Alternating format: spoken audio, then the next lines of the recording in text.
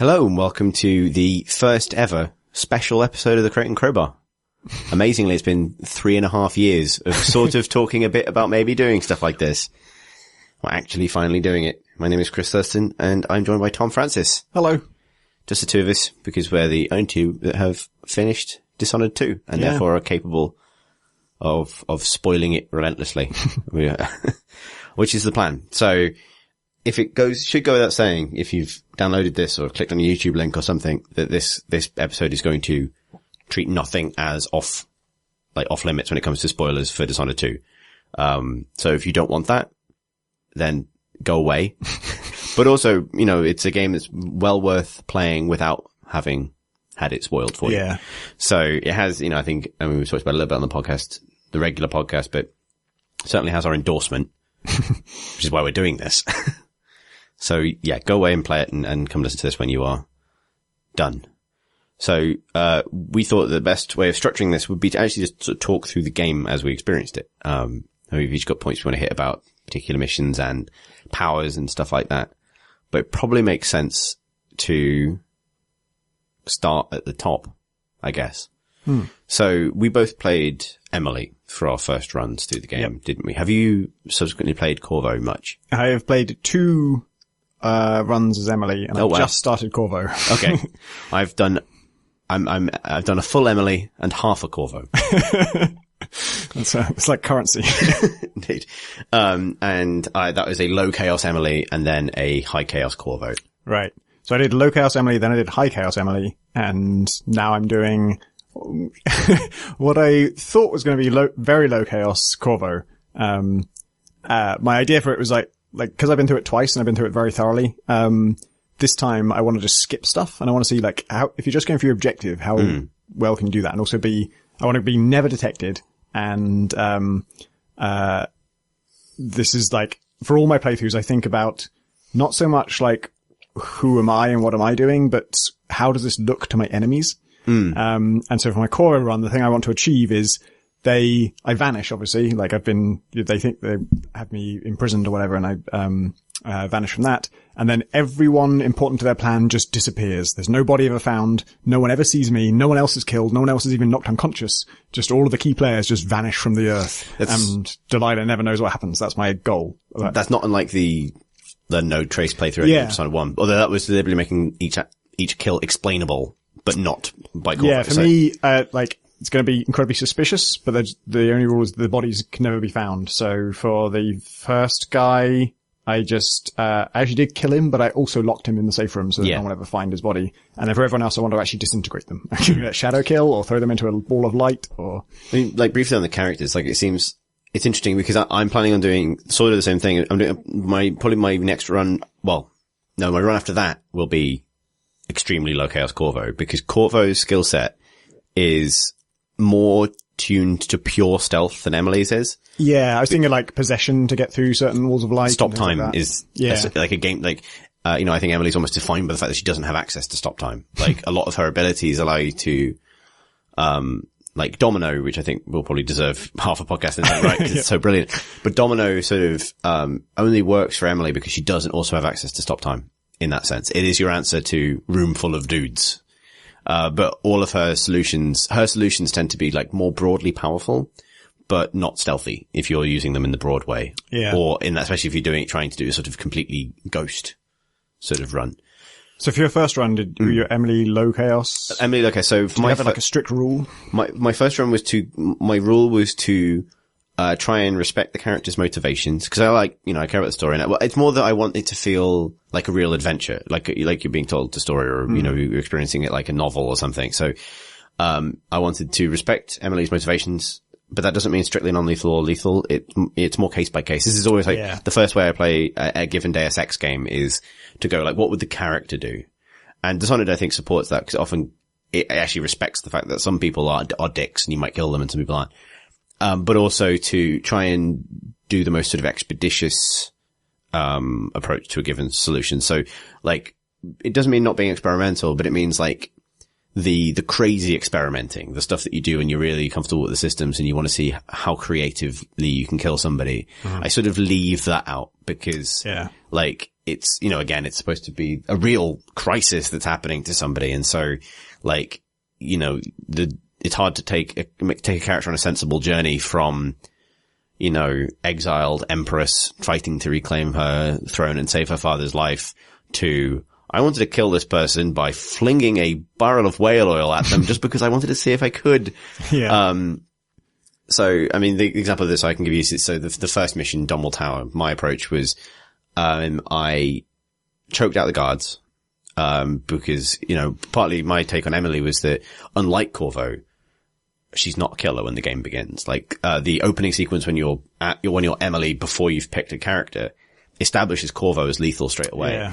And that, it's not you know, the game has its own sense of who Corvo was. And it seems, I actually wrote something about this, but now having played Dishonored 2, it seems like the canon Corvo, I guess, whoever he was in the first game, is what is the hidden medium chaos. Because the first game has a hidden medium chaos setting.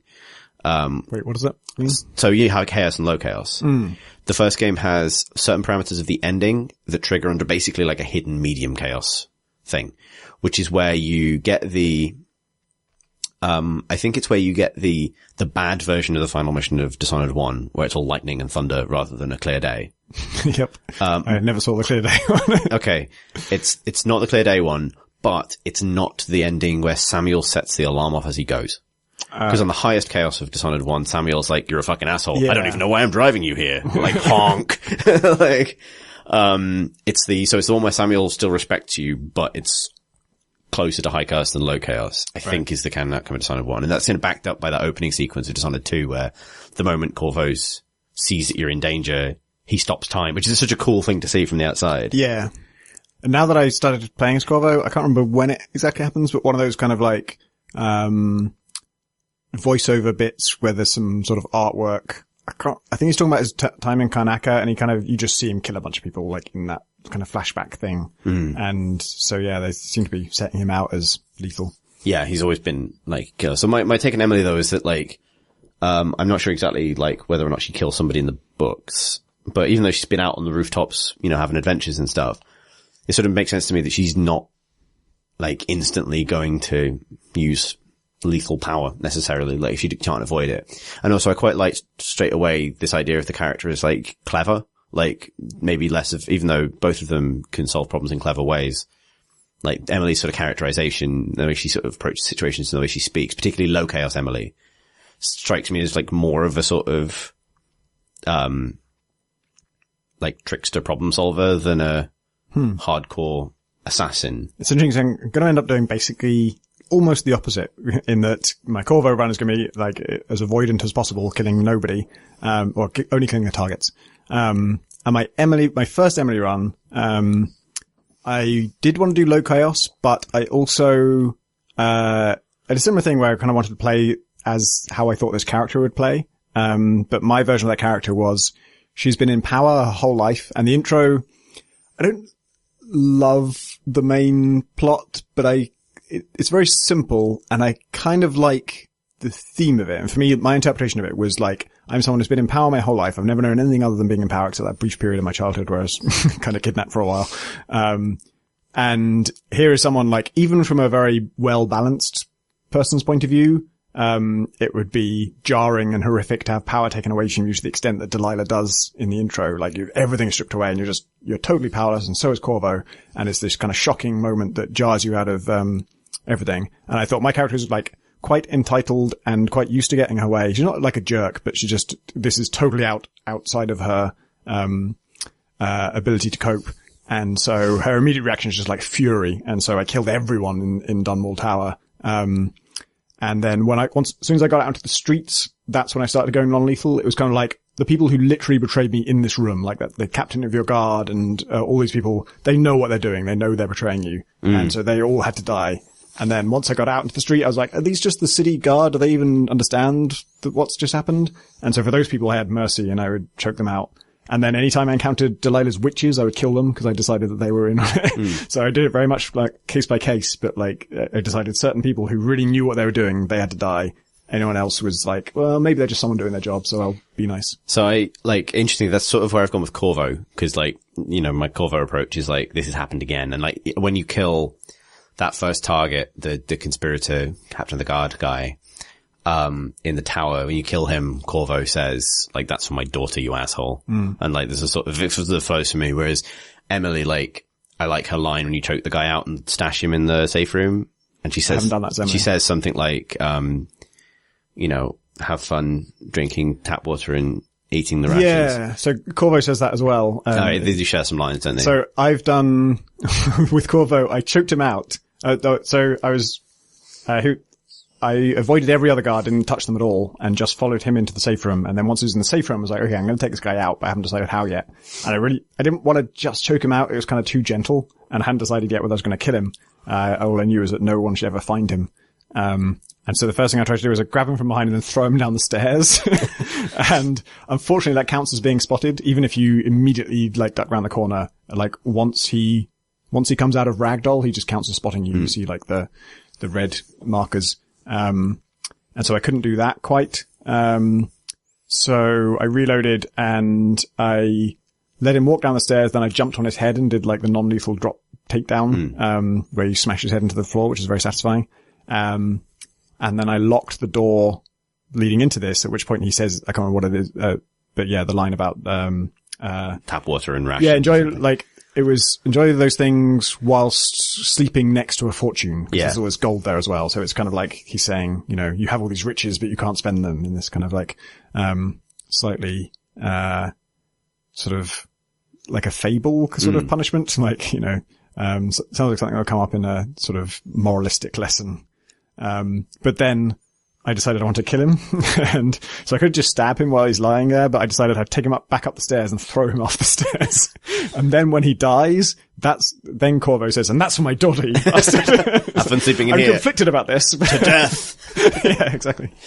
So I locked him in that room and choked out the other guards and left the guards in the throne room. Actually, no, I went into the throne room to check on Corvo's statue. And she says, like, I'll find a way. I wanted to see there wasn't some more interaction there. And then out in the streets, I dropped down from the roof and ended up hiding in one of those little metal guard huts. And there's some guards like talking outside and they're saying, you know, it was the conversation where it expresses whether or not they found the body of that first target. Yeah. And then one of those guards, I was trying to not quick save too much and trying to respect that. So one of those guards, spotted me like a bit, but not a lot. People were investigating and I ended up hiding underneath the desk in that like shadowy guard hut with, like there's corpses on the floor in there. And it does establish that like the guards that are still around in the streets are the ones that have just enacted the coup and killed a lot of their own. I probably could have killed them. Yeah. And then a guy came into that room and I was like, I'm still, you know, thinking, what would I actually do? Not trying to perfect it or anything. So I rushed that guy and lethally took him down before he could react. I like the way that there's a window for it'll accept a lethal takedown even from the front. Yeah. Like if you're fast enough, which makes sense, right? You sort of grab him and then slit his throat and he's down. And I sort of in my head canon version of it, that's like the first time Emily's killed somebody and it's over super quickly, but it was quite horrific because I was like hiding in a corpse pile as well. Killed him. So you didn't kill the, captain? No, I choked him out. Cause that again felt like I'm smarter than you. Like I got the drop on him, like dropped off the balcony and, you know, kneed him in the face. And again, it felt more appropriate that she's subtle, right? So she's clever and, you know, she sort of outthought these people. And then I snuck past the armory, which is at the sort of far end of the street from where you're ultimately going. And this was, I guess, maybe a little bit of trying to think how using my knowledge of how the first game does things to try and figure this out. But basically then I managed to climb on top of one of the little guard boxes, jump onto some sort of like industrial power unit box. And from there get onto a pipe, that slightly overhangs a piece of wood that is lying across the tracks for the train car thing that comes through occasionally. You could jump onto the wood to avoid getting electrocuted, then jump across onto another set of pipes, which climbs up to an area above the train tracks. And then as the train came through, I jumped on top of that. Right. Rode it. And then there's like a bit where it goes through like a little low bridge thing. So you've got to like, and it felt really cool. I was riding this thing and then you can stop there and it'll like autosave for you, I think. But if you jump and then you can do like a jump and then a butt slide across like the roof of the bridge and then like slide off onto the train as it comes through the other side, which felt like such a sort of, you know, action movie kind of parkour moment. and ride that all the way to the far end of the level where I jump off again, and then got onto a long pipe which jutted out into the sea, jumped off into the sea, and stayed under the water until I got to the Dreadful Whale. Yeah, so I remember you saying that you'd found a good route to skip most of that opening section, and I had really struggled with that opening section. I actually had a really bad experience as Emily. You have no powers at this point. You don't even have the crossbow. You only have the gun and a knife, basically. And I was also playing on hard mode, which I think at the time I didn't know that affected people's detections. Yeah, I was playing on hard as well. And I was just trying to slip by those first few guards, and I was having a really tough time doing it.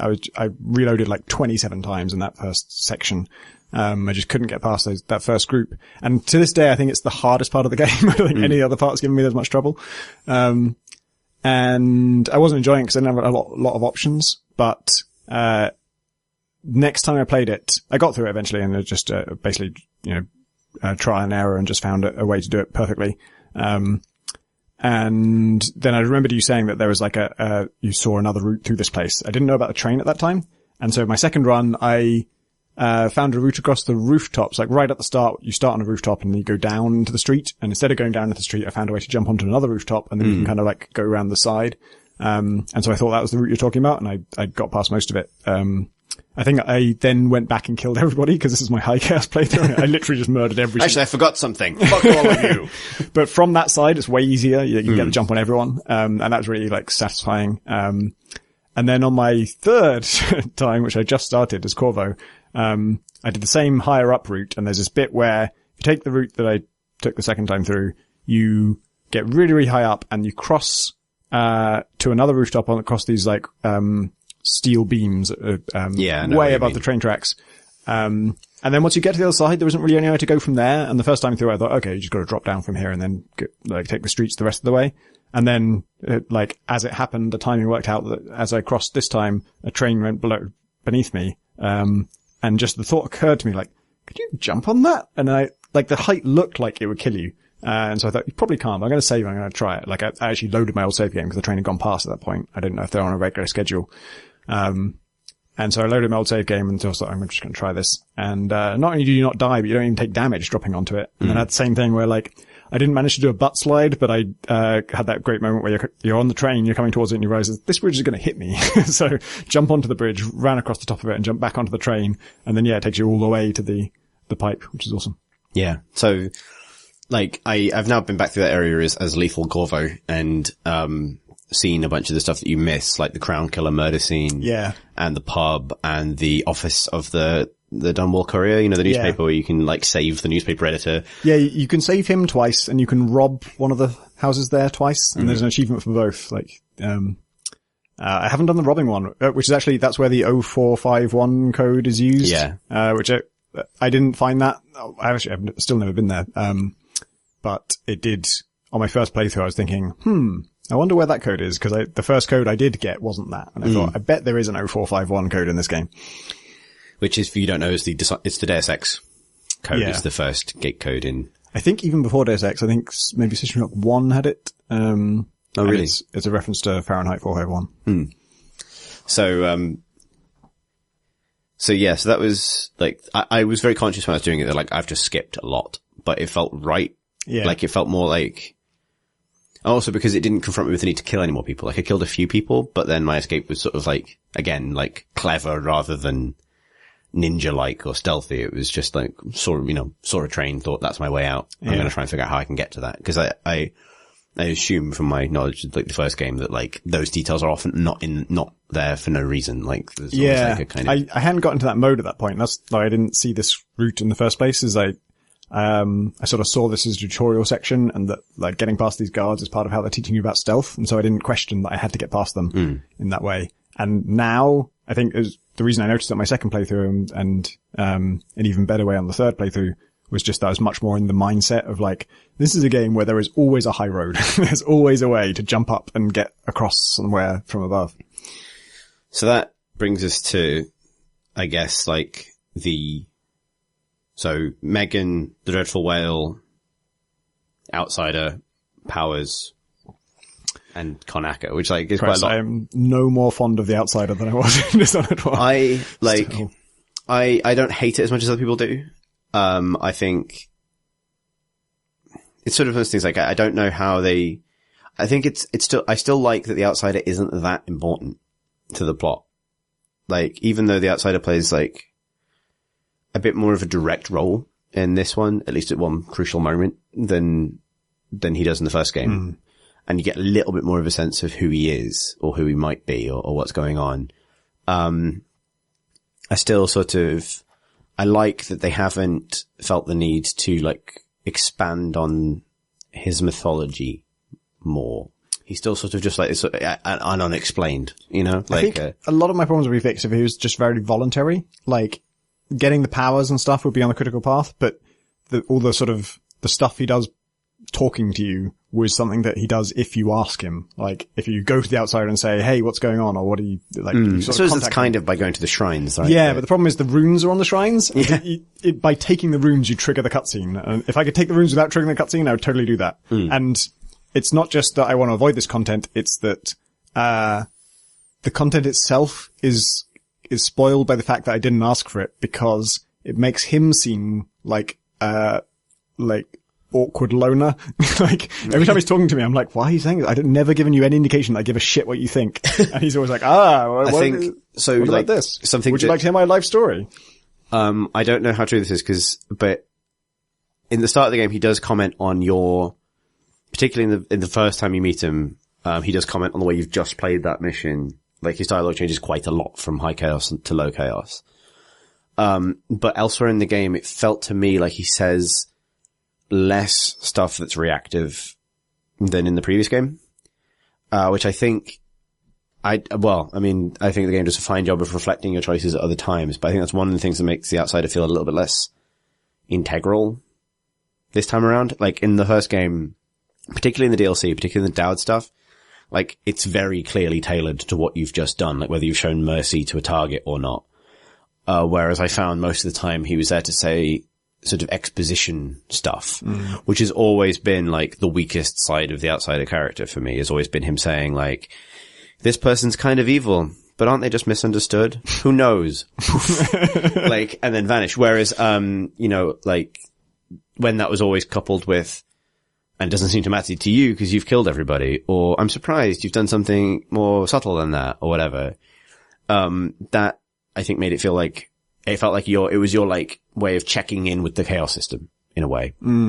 Particularly, because the first game, the Corvo side of the first game was a little bit more subtle with surrounding you by characters that reacted to that. Emily reacted to who you were becoming, but often her reactions were a bit quite subtle. Dowd, again, it was more obvious because Billy Lurk reacts in a pretty substantial way in her approval or disapproval of who you're becoming. And so, like, there was maybe a bit more of it, but I think without that kind of like tactile, the outsider is somehow testing me or watching me, maybe he felt a little less important. I don't know.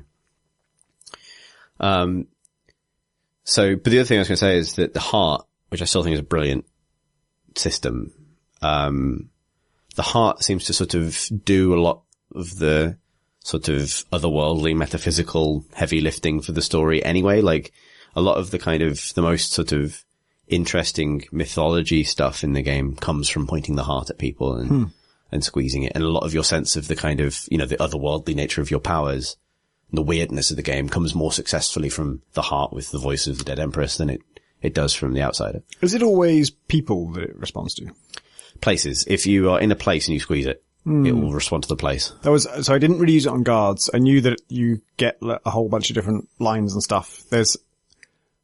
I like that that's there, but I didn't especially want to engage with it because something in the back of my head is always saying, this is just like a random flag, or like it's not really about this guard. I don't mind that that's the case, but it means I'm not going to actively kind of seek that out, or I'm not going to get super invested in it because I kind of, I still see it as a game system. And so when I did use the heart, 90% of the time I was using it to see where the nearest rune or bone charm is, but then I would squeeze it sometimes accidentally. And I guess because I wasn't intentionally using it, I would just end up getting the same line a lot of times. It would just always be like, there is darkness in the place, but yes, there is goodness too.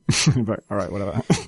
It's a bit better at telling you when it's run out of things to tell you about a person now, which is good. Yeah. It sounds like, why the hell? Oh god. I told you everything I know about this guy. And I mean, maybe to skip ahead of the heart a bit, there's, I think, like, when you're pointing it at, you know, like more substantial characters, there's so much good stuff hidden away through that system. Right. Actually, I just, read on Twitter shortly before this podcast that, if you pointed at Mindy. Is in the mission we're should be talking about, really? Which is the Streets of Karnaca. Apparently it says something along the lines of, she was born into a life she didn't want, but she did something about it. I can't remember how it phrases it, but something like that. And someone was asking Harvey Smith on Twitter, like, I read this as she is trans. Is that true? And he says, in my version, yes. So he doesn't quite, like, 100% say, but it basically says, yeah, in his head, she is. So one thing, like, there's a lot of good stuff if you use it on most of the sort of named, the major characters. But, so I'll put it this way, because you played Knife of Dunwall, right? Yes. Obviously it turns out I didn't remember it as well. The Billy Lurk thing in Dishonored. That's what I was going to say. When it happened, I was like, who's that? And then like 5 minutes later, I'm like, oh yeah, I think I do remember that character. And I also played the Witches thing, but I think I only played like half of the Witches of Dunwall. Oh, so the end. There's a lot of stuff that I didn't. Surprisingly essential DLC. Yeah, it almost felt like Dishonored 2 relates more to the DLC of Dishonored 1 than it does to the plot. It's got that in common with Dragon Age Inquisition, weirdly, which is a game that follows off from a piece of DLC for Dragon Age 2 more than Dragon Age. So that comparison occurred to both me and Phil Savage, who reviewed it for us. So the Billy Lurk thing, I'd figured it out about halfway through the game. Oh, really? Awesome. Yeah, because there are a lot of clues, and I had replayed all of Dishonored and its DLC recently because I was sort of interested. Yeah, I wish I'd done that now. And pointing, so the first thing was like, there are just references, things Megan says that are like slightly, it suggests that she's had a bit more of a history with, you know, magic and assassins more than just being a boat captain who's seen some shit. And also the fact that she's had this past.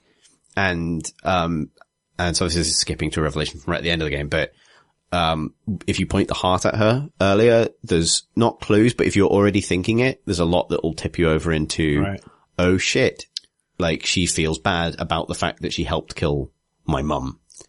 Like, did you, hear the thing about the name, the Dreadful Whale? So this is the thing, Harvey Smith was a sort of like competition on Twitter where he says there's a secret in Dishonored or an Easter egg that I haven't heard anyone mention yet, that you can get just from the marketing materials. You don't need to have played the game. And if the first person to get it, I'll give them a Dishonored Collector's Edition. And I was never going to get it, so I didn't try, but I followed along the conversation, and read a bunch of suggestions, quickly realizing, oh shit, these are full of spoilers. And then, the answer was that the Dreadful Whale is an anagram of Farewell Dowd. Oh, wow. And that's why it's spelt W-A-L-E. There's no H in it. Well, it's a gun whale on a boat, right? Oh, right. Like, that's what, like, it's like the metal sidings on a ship. Ah, okay. Is a whale. I think that's right. He gave a bunch of clues for it, and one of them was like, it's something to do with spelling. And I had noticed that is not the way you spell whale as in the thing. It's sort of there's something about it sounds wrong. Cause when I went to Arcane to see the game, in April, they actually mentioned, like, they were very clean to point out, it's spelled like this, not like this. I mean, there might be room for our benefit as journalists that we have to write about this, but that's awesome. Cause, so I started to see that comparison and the fact that she has a locked door in her cabin. And it felt like something that she would be keeping from me because it's a good, it makes sense. She's got good reason to keep that from But also, like, the fact that, like, I think in an interview or something, Harvey Smith had established that, like, the ending of the Knife of the Brigmore Witches where Dowd is spared by Corvo. That's the end of the Brigmore Witches. Okay. It's their encounter, but from Dowd's point of view. And Corvo kills him if you're on High Chaos and doesn't kill him if you're not. Which sort of links their two fates. It means that Merciful Corvo is linked to Merciful Dowd, and that's the canon one, so it kind of informs you about the two different characters at once. That implied to me that the version of events where Dowd doesn't kill Billy Lurk, but lets her go, and the last thing you get from her is a letter saying, like, I'm on a boat and I'm leaving. Right. Like, it all sort of linked together, and I started to see it, and I was like, oh shit, this is... So, yeah. I should replay them, A, because of this, and B, because of the question we got on the main podcast about, finding runes by solving all these treasure hunts. I never did that. Yeah. That was totally news to me. Also, I don't know what changed exactly, but in Dishonored 1, I don't remember, like, really rigorously hunting down all the runes and bone charms. And Dishonored 2 I did. I didn't in Karnaca, so, like, I guess where we are in discussing this now is, like, when you arrive in Karnaca, you're at this dock, and I just, for some reason, I got it in my head, this was a hub that I was going to come back to a whole bunch of times. And so I didn't bother to find all the bone charms and runes. I just moved on to my mission and thinking I'm going to come back for those later. And I didn't get the chance to come back for them later. And so I just missed out on a whole bunch of them. And then from that moment on, I didn't actually find them all. On my second playthrough, I have pretty much found every single one in all the game. But for me, that, like, this time through, that became, like, almost 50% of the game was just find all the runes and all the bone charms. Not because you need the bone charms, but because this is how you make sure you've seen all the level. I sort of saw it as like the level designer talking to me and saying, this is a place worth going to. Like, the bone charm you find here will be one extra bullet in an ammo pack every now and then, which you don't give a fuck about. But it's in this apartment that if you look around it has something interesting about it, or it's just kind of a place worth seeing that's different to everywhere else. Or in that level, it helps direct you towards like the safe challenge, like to try and crack open to that safe in the security lock shop, which is in the basement of the same building as Alexandria Hypatia's apartment. And getting into that gives you some clues of what's going on in the I found asylum. Hypatia's apartment knowingly, at least. So there were a whole bunch of safe shops in the game. Yeah. There's an achievement for robbing all of them. Oh, really? Yeah. So which is the one in Karnaca Docks? So Karnaca Docks, it's opposite the station building, like you need to get to the kind of the main station building. Right. But it's like, it's probably like the furthest point from where you start. Like it's quite far. And does it have like a rune or a bone charm in it? So there's a bone charm, there's a rune in the safe. Okay. And there's it's like a competition to like who can crack this safe. Yeah. And it's like that's sort of a marketing thing. Like, come and try your luck. And you can only have 30 minutes. I can't remember how I cracked that one because I was talking to Alex about this and he didn't find the combination for it and I did and I can't remember how I did. I'd been, chased in there by guards, and hid under a table until the guards went away and then choked out the shopkeeper because I wasn't sure if he would like tell on me basically. Yeah. So I stuck him and then I just sort of hid him in the back room and then, robbed the till and the combination is in the till. Right. Okay. Yeah. I remember that being the solution to one of them. I couldn't remember if that and then in the back room, there's like a letter saying, can you water my plants, Hypatia, with a key to her apartment, which is upstairs. There's a lot of other ways into her apartment. I missed. But yeah, that was my way into her apartment. And you hear like some, there's like a voice recording by her talking about her work and it kind of establishes her as like a fundamentally good person quite early. So like even on High Chaos as Corvo, he says like, I'm going to have to get what I need to know from her, but she sounds nice. But yeah, that first level, I don't think anything sort of enormously stood out to me in terms of like the decisions I was making, but very quickly I love that environment. Like I think it's one of the best sort of like introductions to us. Yeah, that was when the game started to click for me. Like I struggled with the opening section and then by that time I just had Far Reach and that was it, but that was enough that I'm like, oh yeah, I remember why I liked Dishonored. Playing it through recently as Corvo on my kind of like pretty ghost playthrough, I did do a stealth solution to something that I'm really pleased with and is very Dishonored, which is, and again involving trains, which are apparently my thing. So after I got the body for, what's her name again? Mindy. I was sort of on the lampposts outside, like going the high route down towards the dentist where she's waiting. But the problem I had is there's like 2 tiers at that point. There's a market on the ground floor below you. But then ahead of you, there's the train station, which is elevated, like an overhead train station. And there's just a bunch of people hanging around. And if I drop... It's like the carriage station. Yeah, so the carriage. Sort of the weird car thing. Weird car carriage station thing. And I found that I needed to go like down and around a corner to get to the dentist's basement, which is where I'm meeting Mindy. And I can't do that blink without the cooldown on blink getting me spotted because I'm holding a body, which means that they almost immediately see you. There's no like recognition. It's like bing immediately. So, the way I ended up doing it was waiting till I could hear the kind of like, of an approaching train car, slowing time because I don't have full stop time. And then as the train car moves past to occlude the vision of the man that can see me, jumping forwards onto a lamppost that's like between us, where he'd normally be able to see me, turning and immediately blinking down into the stairwell leading down to the dentist's basement. But in the split second it takes for the time-slowed train car to pass in front of this guy's face, which made me think of the, that, like, spy movie cliche of, like, the person standing on the opposite side of the road and the bus goes past and they're gone. You never know how that works, because that's like, someone should make the spy movie where, like, the bus goes past and you just see the person running away. Yeah, exactly. It's not going to be cool, is it? Yeah, exactly. Whereas that was actually exactly that. And, it's like, it felt really cool. Chris Livingston's Concerned comic about Half-Life 2, like, shows all the ways the G-Man disappears the way he does, and it's just, like, hiding behind a crate. No, but that was actually that, which was... Did you, so I don't remember when this happened, but at some point I was in a dentist's office on my High Chaos Emily playthrough, and there was a bunch of, like, sort of model heads with teeth that were obviously, like, dentists sort of, practice things. And I got the opportunity to use them, so I did. And High Chaos Emily said something that is very High Chaos Emily. Maybe when I find Delilah, I'll have a dentist rip out all her teeth. Oh, wow. And she's just like, very early on, it takes a while, like, it takes a mission or two before you're sort of established as High Chaos. And I was really High Chaos. So I killed 43 people on the first level of the game. At some point on mission, on the Karnaca docks, I think, I walked past a wall of light and she said, I can think of some people I'd like to shove into this. And that was my first clue of like, this is a different person than the one I played last time. And so that was actually really, I didn't know there would be any, I was playing Emily again just because I wanted to use Domino in a lethal way. And I hadn't done that. So, I wasn't expecting there to be any narrative payoff to playing the same character twice in two different ways, but there totally is. And, the first time, though, I didn't really notice her commenting on things that much. So she obviously is a character and she says some stuff. But I feel like with High Chaos, she sort of takes every opportunity to say something. And it just gets darker and darker. Like, she starts out pretty strong with like, I would kill some people if I could with this wall. And then,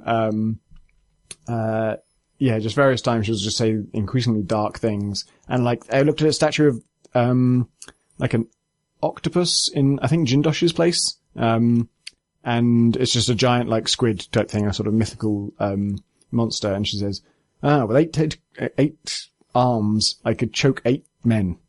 Like, wow, okay. Jesus Christ, Emily. And then, then she said the dentist thing about smashing in Delilah's teeth. And then, there's sort of tipping point where I realized, I've just created a monster. Whereas when I, like, looked at a metronome and she said, something like, a heartbeat stops with every tick. Let it run forever. Like, okay, you've crossed the line into you just want everyone in the world to die. Yeah, it's not gel with the sort of like clever problem solver Emily that I was playing through this. And also, when I was in a safe shop, and I think it was quite late on, and I was looking for the combination. I think I found it in the till. But while I was robbing the till, I stole some coins, and as I stole some coins, she said, everyone will pay me what they owe me. I think Corvo says something like, I deserve this after what I've been through when you steal money from a till. It's good. So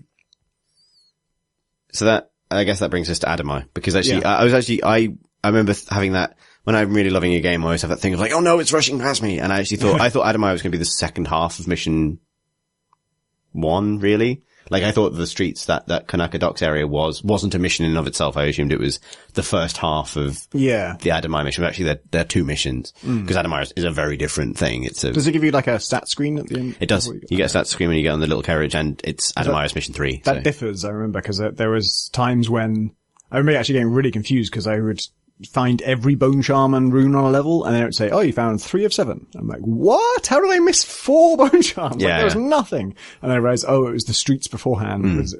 Most of the other missions have a street section that is included, I guess. But, Adamai and that initial section are separate. And I think, Adamai is like, it's probably not my favorite environment in the game because it feels like a return almost to Dunwall because it's a dark, gloomy. Yeah, sort of rundown. Mental institution. Yeah. Feels very old school Thief as well. And not, a bit like the Cradle as well. Yeah. And this was the first level for me that I ended up, not like gaming necessarily, but I cleaned out that place because I figured there was like a lot of secrets to find and a lot of stuff to do. What was your solution to that, or did you do the non-lethal thing?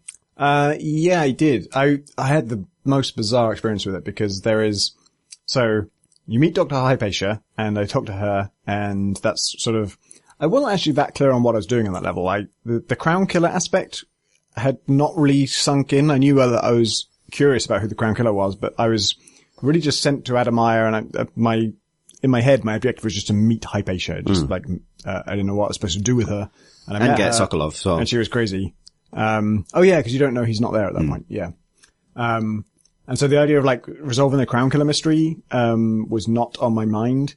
And then what happened to me was I met her, I talked to her, and then I went into a back room and I guess I like used one of her audio diary type things. And I just kind of like clicked on it and it was just playing in the background while I kind of looted the place and I maybe wasn't focusing on it. I was kind of listening and the recording I heard did not clue me into the fact that Hypatia was the Crown Killer. So that was not clear to me. But the game clearly thought that I had understood this. And so she like in the background turns into the Crown Killer at that point. And the problem with it was for me that, I didn't know that. And then when I looked around, she is just tagged with the words, the Crown Killer. Like it just says, this is the Crown Killer. I'm like, how do I know that? What the fuck? And I believed it. I'm like, okay, that is the Crown Killer, I guess, but I don't know how my character knows this. I don't know why I think she's the Crown Killer. And I guess that audio log was supposed to be so conclusive that I would just know that Hypatia was the Crown Killer. Cause I had like done a lot of like, by the time I got to this point, like almost every other guard in the building was unconscious and I'd been everywhere. So I knew that she was the Crown Killer by the time I met her because, well, I knew, like, because it's obvious from the letters and the diaries and the other logs and at that point it's the Occam's razor thing. It's like either there's another person who fits her exact profile who's also been doing the same thing she has, who is independently the Crown Killer, or she's the Crown Killer. And so I went and talked to her, but like, was a bit kind of taken about that, oh shit, I don't have the option to go, I know it's you. So then I had to like run and try and like find the guy, the other doctor who is in that room, who I knew would be in there. And be like, fuck. And which made the bit where she comes like crashing through the window make a little bit more sense. My first playthrough, I didn't get that at all. Okay. She didn't crash through the window. I think I listened to the audio log and then I walked back out into the room where she was. And that was when she was suddenly labeled as the Crown Killer. She sort of staggers out into the middle of the room. As soon as you know something, she staggers out into the middle of the room and starts her transformation. And it's only if you talk to her assistant that she does the crashing through the window thing. Yeah. And I didn't talk to the assistant. And so that was what threw me. I was like, oh, suddenly she's the Crown Killer. Did you ever try to like choke her before she's revealed? No, I think I tried to shoot her with a tranq dart and that didn't work. Okay. If you choke her, there's a whole sort of special like reaction she has to it where she like turns into the Crown Killer and, cool. Attacks you. It doesn't work, at least. If that felt really scrappy for me, cause I wasn't reloading, but actually felt really cool because I didn't know how far she would chase me. So like she won't chase you much beyond the kind of blood fly infested area that precedes her lab. Yeah, it was interesting. Like she did roam much further than I thought she was going to. I thought I'm used to AI kind of staying in their spot, and she chased me upstairs for some reason, but I was long gone by the time she got upstairs. But then I was still creeping around downstairs, and she roamed well into the blood fly area, and yeah. Because I managed to like lose her through there, and then go and do the various things to make the cure. And then sneaking back in to kind of inject her, like, that felt like a genuine stealth bit, because she can smell you, I think. Like, she has a much bigger detection radius than other guards, and I ended up having to, like, wait until she was upstairs and then going back downstairs, like, waiting on a little perch, and then drop down behind her and immediately nab her with the serum, which felt like a very, I don't know, felt, again, like a good moment, like a sort of clever Emily solution. I think of this as one of my less favorite missions, but I did like the outdoor bits. Like every time I got out from the institute and out onto like a balcony or a ledge or a roof, I realized how much this really was a building. You can go over the roof of every area and you can come at it from any angle you like. And there's, kind of, I don't know, for some reason like the rundownness in the interior, that feels like a cliche. And on the exterior, it feels kind of, striking, like it actually sort of was interesting to me. This very felt very British somehow. of it's like a shitty sort of old rundown pier kind of thing. Crappy sun lounges. I grew up in a place called Bognor Regis, and you can imagine that this is not unlike Adamaya.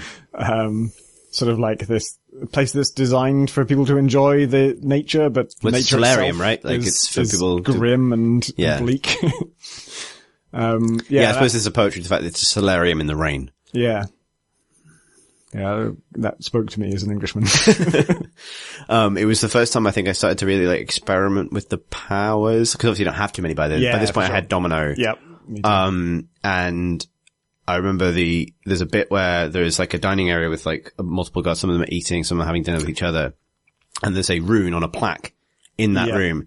And I had gotten in through the room above where there's like a balcony or like a hole in the center of the thing, so you can perch up there. And I could only domino 2 people, but I was 1 rune off being able to domino 3. So my solution to that bit was to far reach, grab the rune off the wall, so you had the fling it into myself. Yeah.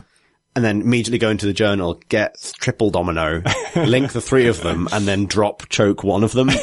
And that felt like, again, just, many things that's great about that game. I think I had the far reach item grab thing at that point as well, because I think that was a room I remember being like one of the few places that was just tough. I couldn't figure out a good way of doing it. And so I just stole the rune and left, and I never actually took those people out. This is also, my introduction to the, how spirits work in this world. Like as in whiskeys type spirits.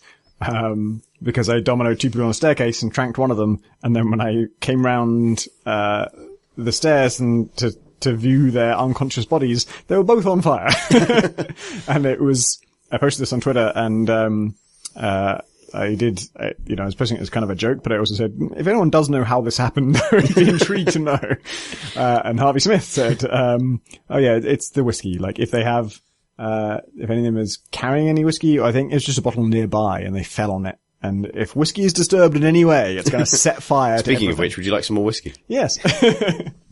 We've gathered for whiskey and cigars, but without the cigars. We're all out of cigars. Duke Nukem Dishonored. Yeah, God. I think I spoke about this on the last pod, but that was also the level where I had my first, domino is accidentally extremely lethal sometimes problem. Which I did talk about in the last pod, but I can clarify where it was. Which is the 2 guards overlooking the watchtower that you've got to shut off in order to allow, Megan to come get you. I had a problem whereby one of them sort of stood on the cliff, overlooking, on a high ledge, overlooking the sea, and the other one is sat on a box facing the door you come in. And I won't dwell on the story too much because I did tell it in the last pod, but the problem was, my thought was, I'm going to, place a stun mine on the box, prang the wall with my sword to lure the guy who is sitting facing the door over. I'll domino the 2 of them. He'll get stun mined. I'll knock them both out. Bob's your uncle. Non-lethal playthrough intact. And this is one bit I did end up quick loading and playing just because I wanted to play with the system. But the funniest thing was, every time I would clang my sword on the box, it wasn't even the domino thing. The guy standing over the cliff would be so surprised he would just immediately fall forward off the cliff. And then because he was linked to the other guy, the other guard would be like, what? And then crack. And it's like, oh, for fuck's sake. It wasn't like, I was killing that guy just by surprising him. That was, my experience with domino on this level, I just got domino and it was obviously only 2 targets and I was trying to be non-lethal. And so the thing I really enjoyed doing it, but it didn't really align with my playstyle goals, was you link 2 people and you choke one of them. And it's very common to be in a situation where you can choke one of them, but the other one's going to see at some point. And it's just a question of when they see. And if they're both looking at each other, then it's not going to work. But most of the time you can get it in a situation where you choke one of them. The other one's going to notice at some point during a choke, but they're dominoed to them. And so they see you, they recognize you, they draw their sword, they run towards you, and just as they get to you, that guy loses consciousness, and so they lose consciousness too. Yeah. And that was just a really cool moment every time.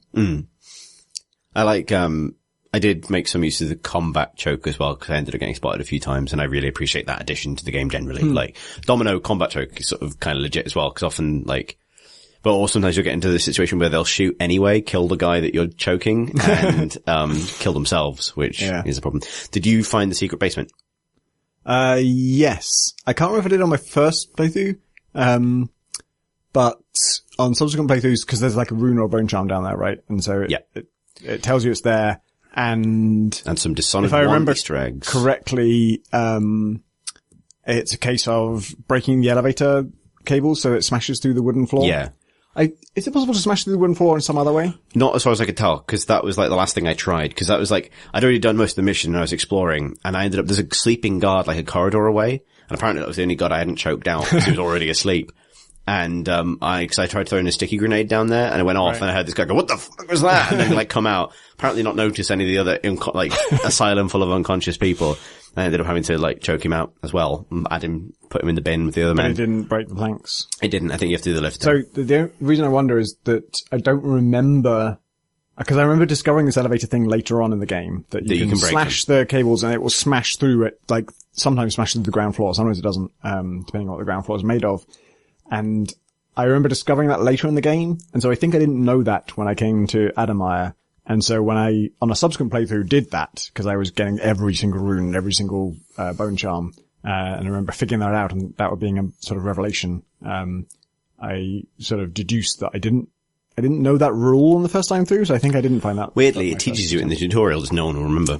The last thing you shoot with the crossbow in the tutorial is one of those red, like, breakers. And it's behind like a grate type thing, and it's kind of hard to see, and the time when I did that tutorial, I couldn't tell what it was asking me to shoot, and I shot at where I thought it was trying to shoot like 10 times and nothing happened. And then on the 11th time, it did break the thing and it completed it. And so at the end of it, I was still totally unclear as to what it is I should shoot.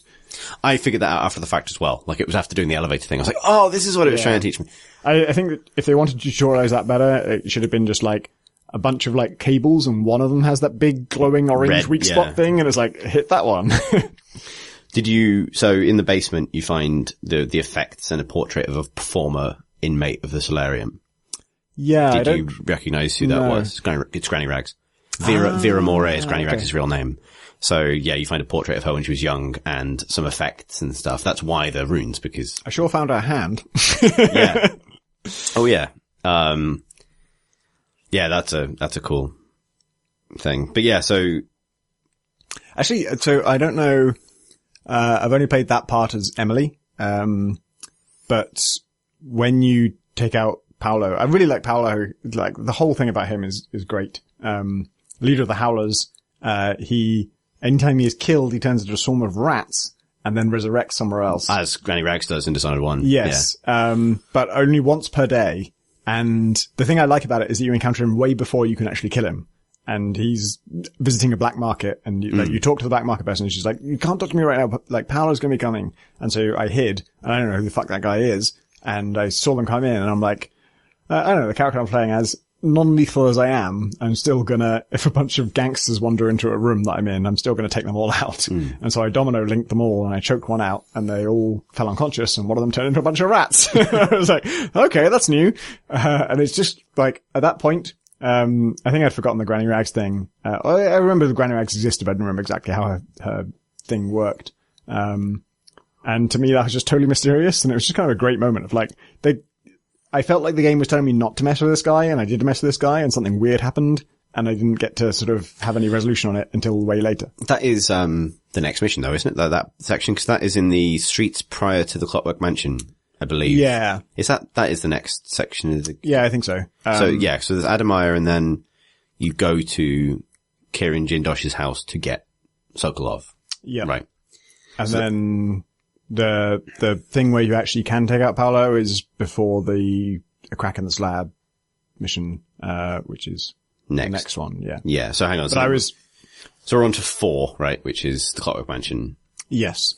So it felt to me like a long gap between the 2 times that I encountered Paolo, and that's because I was literally spending half a day on every mission. Like that's the one of the things I loved about playing this was just, I really took my time with that.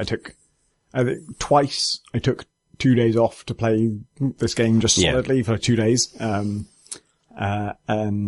I loved actually taking my time with it and being thorough. And I did miss a whole load of runes and bone charms on the Karnaca docks. But after that, I was like, okay, so each mission is just something I'm going to explore thoroughly and just, take as long as I like. And particularly in a stealth game, that can be very time consuming, but just also like, it never feels boring. There's a new question actually on, the Eurogamer podcast recently about someone writing in to say like, every time they play Civ, after they play it, they sort of enjoy it while they're playing it, but after they play it, they feel like they wasted their time. And I remember specifically noticing with Dishonored, I would spend half a day on one mission, and at the end of it, I wouldn't feel like I wasted my time. I felt like, God, that was a great morning. I just had a great time. And I don't know what it is about this, but like, I don't feel like I wasted my time. I feel like it was interesting. I think there's also the desire to savor it as well, because it's great that this game is what it is, but feels so rare. Like, even though we've had a good track record of single player games, like, I was sort of had that thing of wanting to have my first reactive, narratively coherent playthrough. So not mining it out too much. And I think actually that's one of the things that redeemed that saved that experience for me, is that every time I went through an area in any part of the game, I knew that I was going to return to this, because I know how many times I played the first game. Like, I knew that there would be more stuff for me to discover, and that friends would tell me, oh, this weird thing you can do. And so I was sort of happy to not stop, and, because I did try and find all the bone charms, and I did try and explore quite a lot. But if I felt that, like, going a particular direction was, like, against the spirit of the playthrough I was having, I felt okay going, I don't do that particular side quest this time around. Like, a good example is, okay, so yeah, mission 4, the streets before the Clockwork Mansion, that was the first time I realized that you can, rob the black market shops. Which I'm 90% sure they nicked from Spelunky. Is that the one, where you've come across two people who've placed 2 whale oil barrels? Oh, they need a third one. They're saying they need a third. Yeah, I really loved that one, because that was, the first time I knew that as well. And in fact, for my first playthrough, I thought that was the only time you could rob black market. I didn't know there's any other way to do it. And you hear them saying, like, one of them's yelling at the other to say, like, 2 barrels is not enough. We can't do this. Like, we need a third. And I took them both out, and then there's 2 whale oil barrels next to, like, what looks like a weakened brick wall. So I shot it, and they didn't blow up the wall. And my instinctive gamer instinct was like, oh, okay, weakened brick walls can't be destroyed by whale oil barrels. And then my other, like, narrative brain kicked in and said, they just said that you needed 3 to do this. I'm pretty sure there's a reason they said that. That was, so this was the mission that I first got, Shadow Walk. So the tentacle monster stealth form, which I never got that my first playthrough. Really, so, like, those were the 2 powers, Domino and that, apart from Far Reach, obviously, were the 2 powers I used the most. Huh. Because, I mean, I love Shadow Walk because it feels horrific, but the non-lethal version is also horrible, but, like, you sort of, like, pull something out of them or put something into their mouth. It's sort of, it's very strange. It's unclear exactly what you're doing to them. When you do a lethal playthrough, it's very clear what you're doing. You rip them in half. I did rip some people in half. Don't worry about that. That's not happening. But, like, I always felt that, like, that was my sort of, like, Wrath of God form. Like, I'm still going, like, that it was still, Emily's still sort of the problem solver. But those 2 people, like, in my head, I was using that whenever it was like, I didn't want there to be, like, any explanation for what just happened. So, like, I'd seen those 2 people, so I dominoed them together, and then waited for one to walk around the corner, and then sort of smoke form, grab one of them, pull her down, choke her out, and the other one's like, what the fuck is going on? But when they wake up, they're gonna have they're not gonna go, I think we were just choked out by the Empress of the Isles. Like that. An improbable story, like, they will have a story to tell that's as convoluted as the first season of Lost, pretty much. Like, mysterious. A smoke monster. Something weird that we can't explain. So yeah, that streets area was, like, not, like, messy, but, like, there's, like, the ambush. It's the first time you're ambushed by the Howlers as well. Like, there's a back street where there's, like, this happens a few times in the game. There's a woman saying, like, help, help. And then you get jumped. I feel like that went wrong for me in a kind of, like, scripting sense, in that so it's the back of a station, and you don't need to go out there, and if you're in the station, you can already leave to get to the Clockwork Mansion. If I open that door at all, I would simultaneously hear the woman say, you there, please, I need your help, and also be detected by 4 different people. They would all, like, without even having line of sight, they would all go like, detected, and then rush towards me. And so every time I opened it, I was like, what the fuck is happening here? It felt like there was some scripted sequence that was supposed to happen that never did for me. Right, it worked okay for me. Like, that was the first section I found myself, like, really, because most of the time, like, with stealth, you kind of can see these situations before they happen, whereas that was, like, a genuine, like, oh shit! And it was the first time I've done, like, mass non-lethal takedown, like a mass non-lethal solution when I've already been spotted, which involved, like, Far Reach vaulting myself onto a rooftop, running until they didn't know where I was, dominoing a bunch of them, taking down the other one until there's only one left, and then, like, parry, neck jab, spin them around, choke them out, which felt really like, again, just a cool solution to that problem, but again, those people are going to wake up with no fucking idea what just happened. On my first playthrough, I just learned not to open that door. Every time I opened that door, everyone detected me and I didn't know why. Oh, were you going through the door from the station? Yeah. I think that's probably why, because the one of the guys is hidden directly to your left as you come through that door. Right. Whereas if you come from the alleyway, which is probably the way you'd go in if you'd never been in the station, because if you've been in the station, you could probably just leave that area. If you go in the alleyway, they do, I think, wait until you've gone over to help, and then they jump you. Yeah, so my first playthrough, I just learned not to open that door, and I just went on with my life. And then on my next playthrough, I knew that was going to happen, and so I kind of actually, for whatever reason, I ended up on the roof of that station. I was just taking a different route in, and I really love that you can get up there. And once you go over the roof of the station, you can see down at the back end and you can see the situation. There's someone standing right in the middle of that courtyard. And then, I could see someone hiding, around the corner. And it was funny because I was like, oh, okay, they're setting up an ambush and these people are hiding. And so I took out those two people and then dropped down to kill the third one and then discovered oh shit, there are two more people who are also hidden and they attacked me. And so I would keep reloading and keep taking out more and more of the hidden people. And even after taking 4 of the hidden people, there's a 5th hidden person who would still attack me. And it took me a long time to figure out where they all are. That is one area where the heart, again, is a help. Because it has, it's not specific lines, but it has lines for howlers and gangsters. And if you pointed at someone, it's like, this person literally joined the howlers when they were being chased out of home or something like that. And, it gives you a tip off. I think the only other thing that I really liked about that area, there's the upper town, the posh, more high security area before you get to the mansion itself. You got to do some more stuff. Yeah.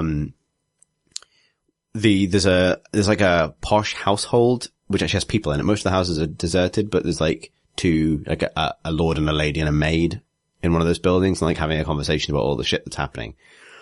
And, I wanted to steal their things, broadly speaking. And that was one of the other times that I used Shadow Walk. And so it actually felt horrific because I ended up dominoing, I think the aristocrat and the 2 aristocrats together and choking out one of them. And I didn't realize the maid could see one of the other ones. So she immediately panicked after the one that was on the sofa kind of collapsed and she started to run. So I just chased her in shadow form and then sort of dragged her down and did the tentacle stuff. Never a good sentence to find yourself saying. No, indeed. But, in a sort of, and it was I'm robbing your house and I'm for the best possible reasons, but this was horrific. What was your first experience of the Clockwork Mansion cause it's probably the level that I feel I saw the least of. I had an experience that I got really into eventually, and I didn't realize how good it was until I talked to other people about it, because I walked into the lobby and Jindosh says, the first time you pull a lever, at the time I didn't register this is what triggered it, but you pull a lever and then someone says, Jindosh says, someone is using my, clockwork levers or whatever.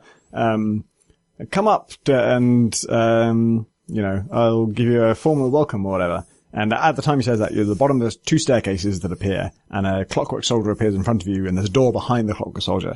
So immediately my, rebellious instinct kicks in, I'm going through that fucking door. And I don't care what this clockwork soldier has to say about it.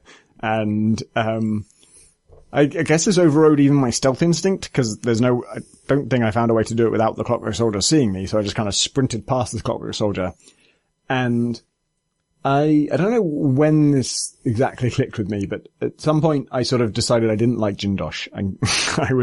I hated his endless, I call it Tannoy taunting, the thing that the Joker does to you in Arkham Asylum all the fucking time. Or, Sander Cohen in Bioshock. Yeah. Frolic. I don't remember it bothering me in Bioshock, but, in general in games, sort of, the VO that is just there to tell you, I noticed you did X. Here's my line about X. Always feels transparently gamey to me. And it's possible to get around it with great writing, but, I didn't feel that had happened.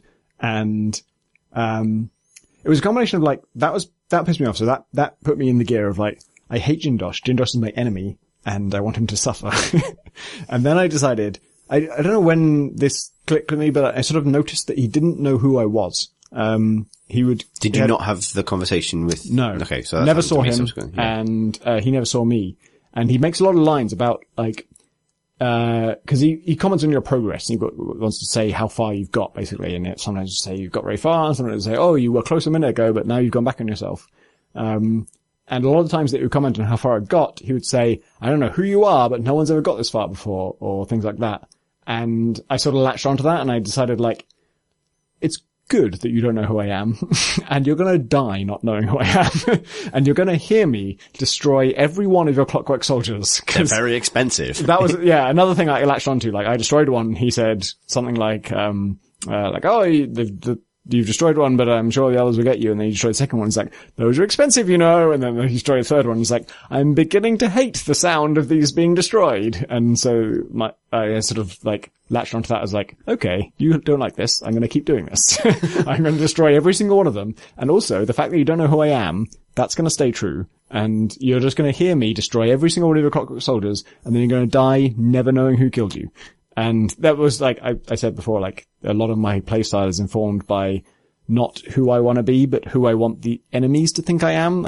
I just think about their psychology and what they're going through. And they are people who've robbed me of my power and they've taken me off my throne and everything. And so I want their experience to be as confusing and terrifying as possible.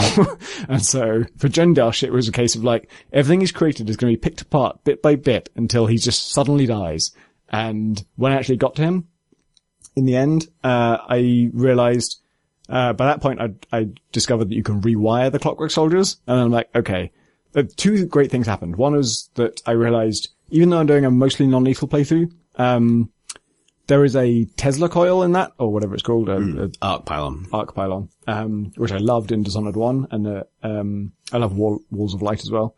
And that is a Sokolov technology. And Jindosh has a rival with Sokolov. He's kidnapped him, obviously, and he both respects and envies his genius, and he wants to think that he's better than Sokolov, but Sokolov's kind of my guy, and Jindosh is not my guy. Yeah. Dickhead, another way of putting it. And so he's an intellectual rivalry, and like one of the ways to sort of, he's a mastermind and he's a genius and everything, but one of the ways to like dig at a genius is to imply that someone else is better than him. And so not only did I destroy most of his Clockwork Soldiers, but I destroyed them with Sokolov's Arc Pylon, which Jindosh specifically says is like, it's just a relic from his bygone era. Obviously my technology is better, but I rewired the Arc Pylon. Actually, I didn't intend to do that. It was just that when I depowered it, there was a bug that meant it was still powered, so it would still kill me. So I had to rewire it in order to get through that room. It just had to happen. And once I did, I realized, oh shit, like, one of the cool things about Clockwork Soldiers is that in general, like, non-human enemies, I'm always a bit skeptical of, because that's a lot of the things that go along with humans are what makes emergent gameplay cool, is, you know, figuring out what they're going to notice and what they're not going to notice. But Clockwork Soldiers, I realized, if you're playing a non-lethal playthrough, it's like an excuse to use all these cool systems about electrocuting and wall of lighting people. Sword fighting as well. Like, you can fight them and chop their arms off. So I decided, like, normally I don't get to put people through a wall of light or kill them with an arc pylon. But particularly because an arc pylon is a Sokolov technology, I'm going to kill as many Clockwork Soldiers as possible with his arc pylon. I'm going to rewire it, and then just every time a Clockwork Soldier sees me, I'm just going to run all the way back to the arc pylon. And if they lose me, I'll run back to them and say, hey, I'm here! And then run to the arc pylon. So I killed like 5 of them with the arc pylon. And then I think there was 2 of them guarding him for me, once I got to him in the end. And one of them I lured away and killed him with a wall of light. And then the other one, I went back and I decided I figured out a way to get into the elevator and get up sort of to the side of his patrol route, and I decided I'm just going to rewire him. And so the way Jindosh dies is one of his own, like, almost all of his own creations are killed by someone he has no idea who they are, and then the last one just turns on him and guts him. And I wanted, like, his last moment to be like, what the fuck is happening? Like, why? So I had a extremely different experience of that mission, because Jindosh said nothing to me at all. Under any circumstances. Oh, you did that on the first time through? Yeah. Oh, well done. I slid under the cabinet as it descended into the ground in the first room after I pulled the lever. And so you did pull a lever? So you pull the lever, but then, like, you're surrounded by, like, museum stuff, right? Like, there's, like, all these display cabinets of inventions and things. And I'll admit to not being wholly original in this because, like, when I went to visit Arcane in April, they showed like a tiny amount of the Clockwork Mansion just as a kind of little tease of like, and this is what else is in the game. And during an interview, I think with, Dinga Bakabo, who's like the lead gameplay designer, he said like we've had playtesters do some crazy things like get inside the Clockwork Mansion. And that was basically, I think, all I knew. But that phrase was like, so essentially, like, I still had to sort of wing it quite a lot. But basically what happened was, when I first pulled the lever, there was a display cabinet in front of me with some stuff in it. And it sort of fit my interpretation of Emily that her reaction to this happening is going to be like, fuck, get the fuck out of the way. So I ended up doing like a butt slide underneath this cabinet because the cabinet is on like a little piece of floor that vanishes into the ground. So me and the cabinet ended up going underground into a grey, almost like portal behind the scenes sort of level side, like bit of level geometry. And Jindosh comes on the tannoy and says, aha, I see someone's up. Oh, it must have malfunctioned because he can't see anybody. Oh, wow. So he goes like, oh, I guess the house is malfunctioning. Oh, that's so cool. And then he doesn't speak to you at all because he doesn't know you're there. Right. So I saw that later on, there's an achievement for Jindosh never knowing you're there. And I thought I'd already done pretty well with him never knowing who I am. No, I mean, he never really knew there was anyone in the house, yeah. So when I saw that achievement, I was like, how do you even do that? Because he was always talking about his floor sensors and his audio sensors and like, oh, do you have to be in stealth mode the whole time? And then my second playthrough, I was like, okay, I want to get that achievement. And not for the achievement, I just want to kill Jindosh without him ever knowing I'm there. And I want him to shut up. And as soon as I press the first lever, that's when he says, I see someone's using my clockwork things. So my interpretation was, oh, you can't press any levers. And so there is a way to do it without pressing any levers. And there is. You go through the skylight, right? Yeah. You can shoot that out. And so I did that and, it was brilliant. I loved that second playthrough. I was figuring out like, I'm just never going to touch your stupid fucking machines. Yeah. Whatever it is you have in mind for me, I'm not going to play into it. And I'm just going to go through the back alleys and the vents and stuff. And, it was incredibly satisfying to like, creep out him at his desk. Cause when I played it the other way, he was kind of roaming around his whole lab and he was walking all over the place and so were his clockwork soldiers and it was very hard to avoid. And if he never knows you're there, not only does he never say anything, but he's also just sitting at his desk working on whatever he's working on and you just get to sneak up on him and just kill him out of the blue. And that was even more satisfying. But then I heard from, our friend Alex Wiltshire, he did do the thing where when he says like, come up to my lobby or whatever, Alex did go up there and you meet him. And you do, yeah. I've seen that on a different playthrough. You have a conversation with him. And, he has a whole different set of barks for if he knows you're Emily Cauldron. Like, because when you meet him there, he's a smart guy and he figures out exactly who you are, even though you're wearing your completely camouflaged scarf. A scarf that probably has your royal crest on it or something. I love the line really early on about like, she's sort of explaining why she needs to disguise herself. Like, my face is on, like, half the coins in the city. Like, not only do people know who you are, like, literally the money of this society has your face on it. But yeah, so I ended up in the walls and didn't get any of the barks, which meant that everything I knew about Kieran Jindosh I found out from the voice, like, the audio recordings and some of the text you find out him being sort of like a genius student at the academy, but kind of a bit arrogant. But the main thing that came across to me, and this is definitely the point in the game where I started to actually feel real sympathy for a lot of the baddies. And the main thing that came across to me is that Kieran isn't really that involved. Like, compared to a lot, like, that's one thing that really stood out to me about Dishonored 2 at the start, right? So your first assassination target is the conspirator guy in Dunwall Tower, and he's a prick and you can dispose of him in a bunch of different ways. Yeah. But he's a sort of lower order of asshole, right, compared to a lot of the other villains. And like a lot of Dishonored 1's characters, you're not finding audio diaries of him, like, ordering more prostitutes to murder in his private chambers, which is sort of like a running theme of the first game or whatever. Then Alexandria Hypatia is explicitly a good person in a terrible situation and killing her is actually pretty brutal, right? Like, that's a pretty ruthless thing to do. And with Kieran Jindosh, I got the impression like this guy is kind of a dickhead. But if the world were otherwise, he doesn't feel like he'd necessarily be evil of his own account. Like, he's making this technology, but like Sokolov I'm there to rescue him and he's built worse things and done far worse things. Which are used by the same organizations. Yeah, exactly. So I was like, if you're going to talk about enabling awful dictatorships, then no one here is innocent.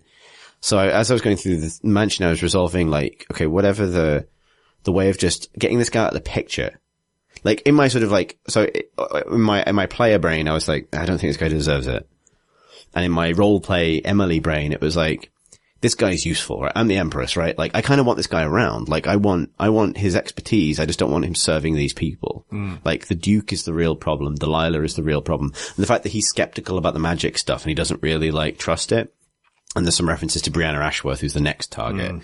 And he's not really sure about, you know, that stuff. And he's providing the soldiers, but his own stake in the, like, it sort of says, like, it's a lot of stuff to see. He's trying to be great. He wants greatness. But he's, you know, misguided, and none of that made me think, like, fuck, okay, this prick's gonna die. Because also he wasn't talking to me at all, so I wasn't being goaded by him. So I got, and I found the things you need to find out for the chair he's been using on Sokolov, which is probably the nastiest thing he's been doing.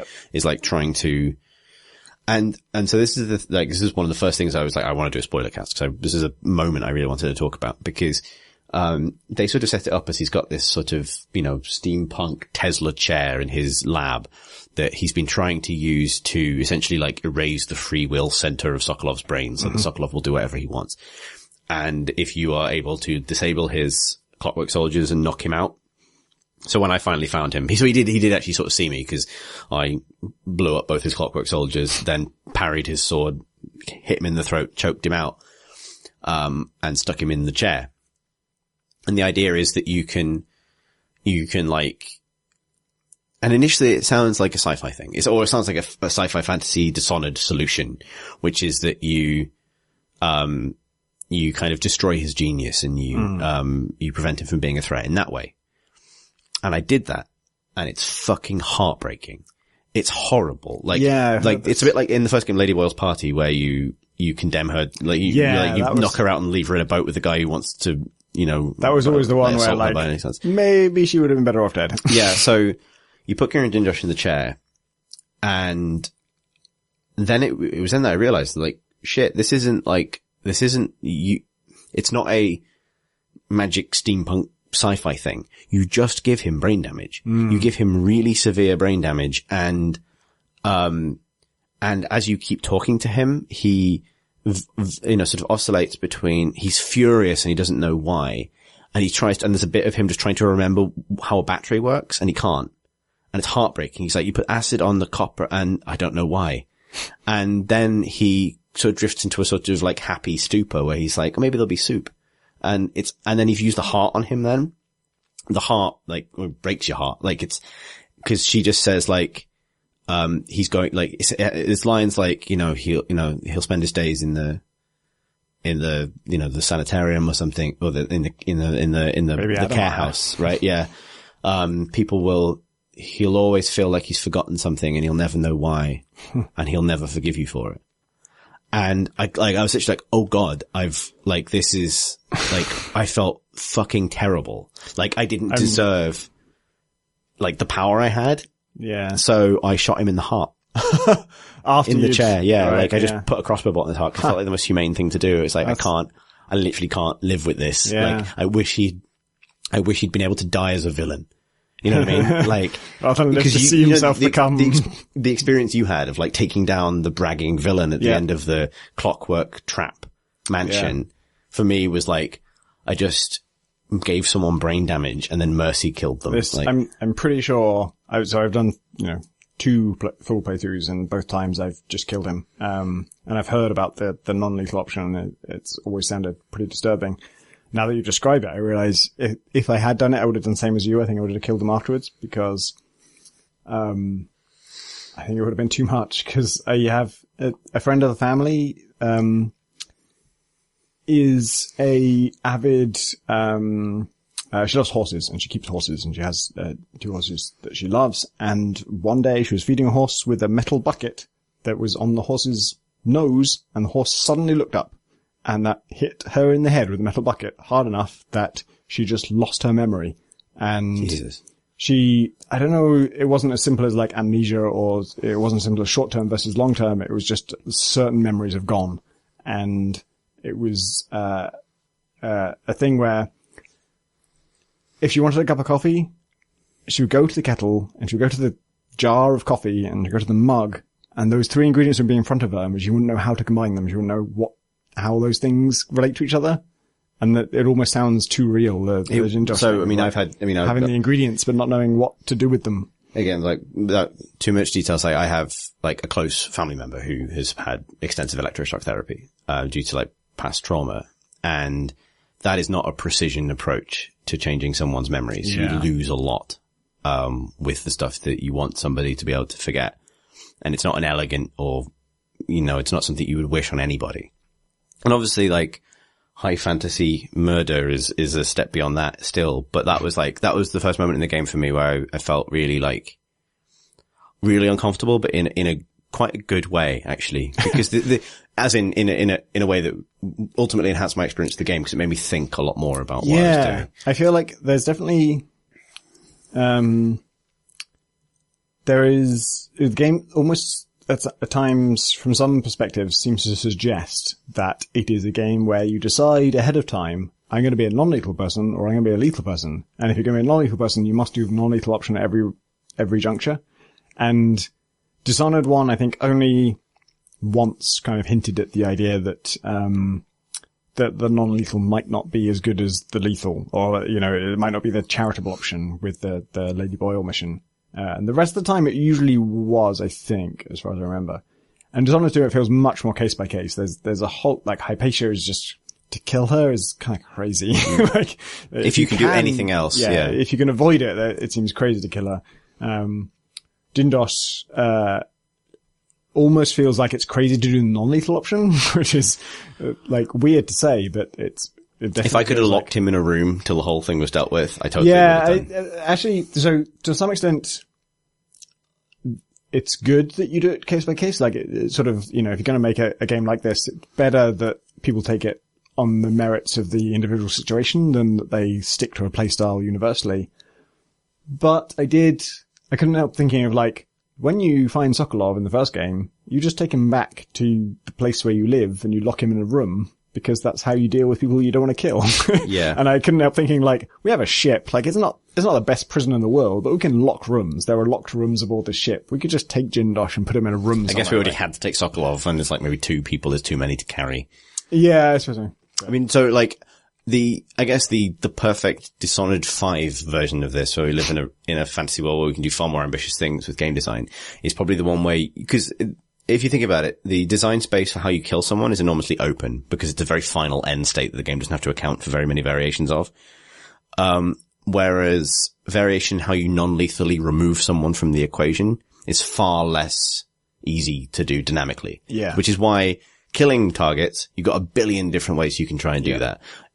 But there is always the non-lethal way. Yeah. And I think maybe the next sort of generational leap in the design of these games would be to have both be open to you. So an example would be, in this situation, the super hard thing to do would be to take unconscious Jindosh to Sokolov's cell, lock him in there, and rewire the soldier outside to be on your side. Yeah. So that he's then trapped in his own little maze, can't get out, and you've swapped the prisoners. Yeah. And, I mean, maybe that could have been the non-lethal, like the fixed non-lethal solution to that level that wouldn't have been so cruel. But, the perfect version of the game is where you can sort of jury rig something like that. Yeah. Or like, or find another way. I remember, so in Deus Ex 1, one of the sort of key choices in that is, whether you assassinate, there's one dude whose name I forget right at this moment, but it's the key moment where, like, your evil government overlords send you to assassinate this terrorist leader. Oh yeah. And when you talk to him, he's not so bad. And if you don't kill him, then Anna Navarra runs in and she kills him for you. And your only other option is you can kill Anna Navarra. And if you kill her before she kills him, then he's still alive. But there isn't really another option for, like, the rest of the plot. He's still gonna sort of be irrelevant at some point. Either he's gonna be arrested or die. But I remember one time I sort of planted prox grenades so that as soon as Anna Navarra ran in, she would die. And I didn't kill him. And so she did run in and she did die. And so he's still left alive. And so then I knocked him out and then I picked him up. I knew he was going to die if he stays aboard this plane because it's surrounded by UNATCO and they're going to kill him. But I thought, like, well, I'm still in control of this game world, and he's just an NPC, and NPCs can always be knocked out, and NPCs can always be knocked out, NPCs can always be carried, and carried NPCs can be taken anywhere. So I just picked him up and I, like, walked him out of the plane and past all the UNATCO guards and then went into, like, a sewer or something and, just found this really remote place to just drop him down so that one day he'll wake up and You're free now, lassie. Yeah, exactly. And of course the game doesn't support that. It doesn't do anything. It doesn't help the game. He still counts as being basically, subdued or arrested or whatever.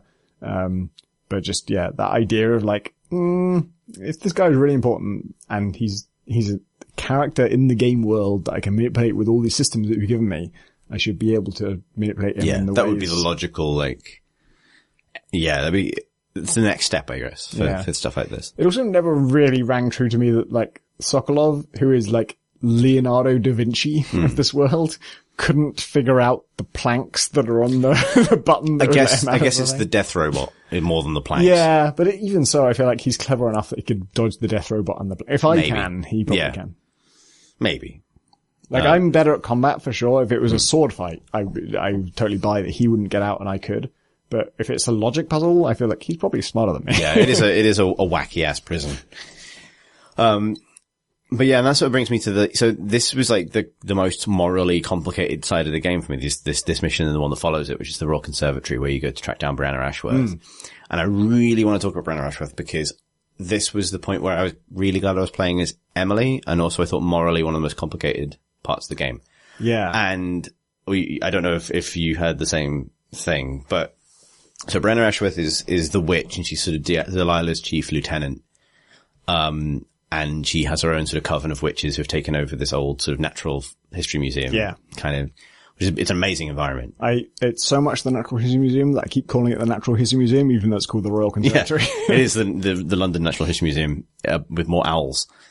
And great owls too. Fantastic Amazing owls. And so in the Brigmore Witches, in the DLC for the first game, there are the witches and there are the implications of like why they become witches and what they're interested in. But it's only sort of shades of it because you only see them quite briefly and they're often quite hostile or presented in a sort of scary way. There's one thing that can happen in the end of Brigmore Witches is there's one witch that doesn't like Delilah and doesn't like what Delilah's trying to do. So she will give you some help if you promise not to hurt any of the other witches. But it doesn't necessarily go very deep on them. And one thing that's interesting about Dishonored, and I love this about the way the writing has changed and about the way the plot is framed, is Dishonored is not a world where men or women have magic any differently to each other, right? Like, there are men who use magic, there are women who use magic. The magic always comes from the same place, which is the outsider's mark, which is given to people apparently relatively even-handedly, because there's 4 people we know of who've had it, and it's 2 women and 2 men at this point. So, Delilah, Emily, Dowd, and Corvo. So that sort of raised the question, like, why witches? Why are there all these all-female covens of witches in a world where the mechanics of magic aren't themselves have anything to do with gender? Yeah. And the answer the game implies is because this is a sexist society. And for a lot of these women, like, magic and Delilah and her coven is a way out of a really shitty life. And that's explicitly the case for Brianna Ashworth, who Delilah was her escape from an arranged marriage. And it's sort of implied to be the case for a lot of the other witches as well. And if you just watch them, they are kind of in there, like, moving around the levels. They're quite unlike, well, there's enough examples of them being quite unlike other guards. Because they don't hang around, like, they don't patrol like paid guards. 2 of them are just having a picnic on a big owl. Like, they're just sat hanging out and talking. And that, you know, the inside of that museum is in complete disarray, but the idea is that this is kind of where they live. Like, this is not like, it's a sanctuary for them from this I was confused by this because, I sort of, I got very interested in Brianna and I sort of, like read up on everything I could find on her. But it seemed to me that she was the curator of the Royal Conservatory, not just now, but for a long time. Like, she is even in the past when you eventually, you know, go back and see her original meeting with Delilah. And she's not like someone who barged in and took over the Royal Conservatory. She's literally the sort of the person who runs it. But when you go to the Royal Conservatory, it feels like a place that's just been wrecked by a bunch of vandals. Like, it's all smashed up and There's a lot of corpses around and a lot of like display cases that are smashed. And it feels like a place that's just been vandalized by a bunch of witches who barged in. And yet they are all loyal to Brianna, who is sort of the owner of the place. So I couldn't figure out, is this a place that was previously run in a sort of civilian way and was just recently taken over? Or is it Brianna ran it until at some point, like when her coven joined her, they all smashed the place up? Why did the place smash up? I think presumably it's when, because it's implied that she's been a witch for a long time. She's been a follower of Delilah for a long time, because kind of that's what Delilah does, is kind of create followers around her and give them her power. And I think my sort of reading of it was that they sort of treated this place as a sanctuary, and those sort of like overgrown ruins is just sort of like a motif of witches as they appear in Brigmore Witches as well. But that, like, the place went into disarray and became more of like the Coven sanctuary than a working museum at the moment when they went full in on the plot, right? Like it's on the building of the Oraculum and that scheme that they're enacting in there is probably like when the place sort of went. That's my reading of it. Maybe it doesn't quite gel with how dilapidated it is, but it didn't feel like it had been sort of invaded to me. It was more like it'd become this sort of sanctuary. Right.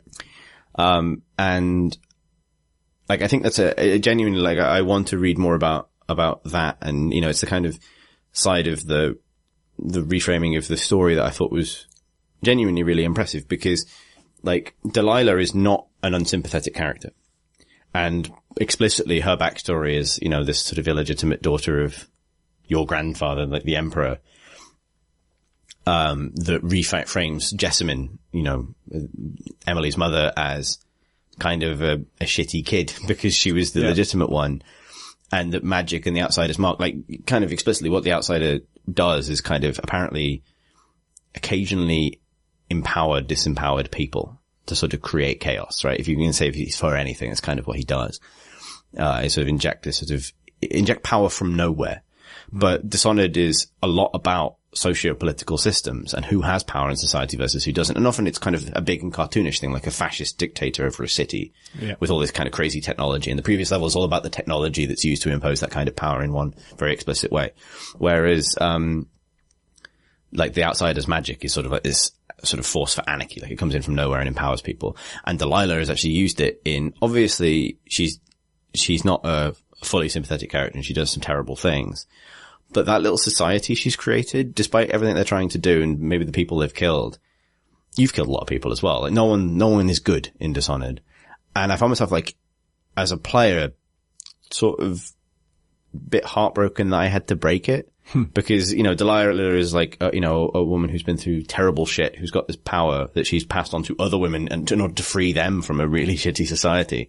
And they've created this coven. And actually their plan in that light is really interesting, because their plan is to corrupt the Sisters of the Oracular Order, who are, and they influence the overseers. So essentially to subvert like the explicitly patriarchal kind of religious order from within. So, was there stuff that you sort of like discovered that was about these women deciding to become part of this order because of the sexism? Brianna explicitly, because it's how she escapes from an arranged marriage. Right, yeah. So that feels to me like how she gets away from like mom and dad. But also it felt like, you know, if you look at that society as depicted in Dishonored, like, and looking at, you know, one thing they've done to balance out in another way is that, you know, guards seem to be sort of relatively evenly male and female. Yeah, so I was going to ask about this because I definitely remember like 50-50 the officers being male versus female. But then the grunts, I think they were all male. I can't remember any female grunts.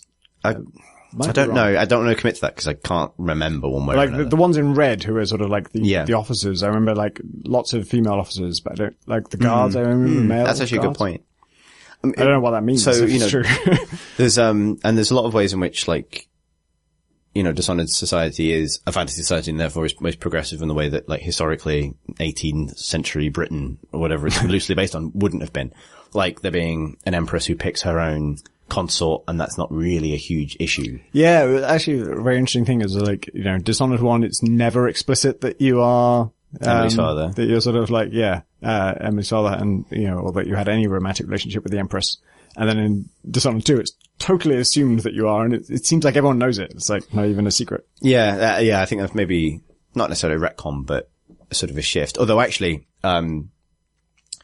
did you notice that in some of the propaganda that as you're leaving Dunwall as either Emily or Corvo, Emily is referred to as Emily Atano, not Emily Caldwin. She gets given her father's name to delegitimize her. All right. So, it's Empress Delilah Caldwin, Emily Atano, which I thought was a nice touch. But the fabric of that society, like, it still has a lot of those sort of European aristocratic trappings. And, like, the Boyle sisters are another example of sort of like, women whose power is exerted in a particular way, but can't be exerted in a whole bunch of other ways. And, whichever of the sisters is the conspirator in when it's randomly generated is sort of like working through the Lord Overseer and stuff like that. And so there's a theme in Dishonored that I don't really feel like I've got the right head on right now to go into in huge detail, but there's definitely a theme of like, how sort of disenfranchised and marginalized people get access to power in that world, and the outsider is one of them. But specifically, I think how, as it affects women is a really interesting theme because it's central to the witches and it's central to Delilah.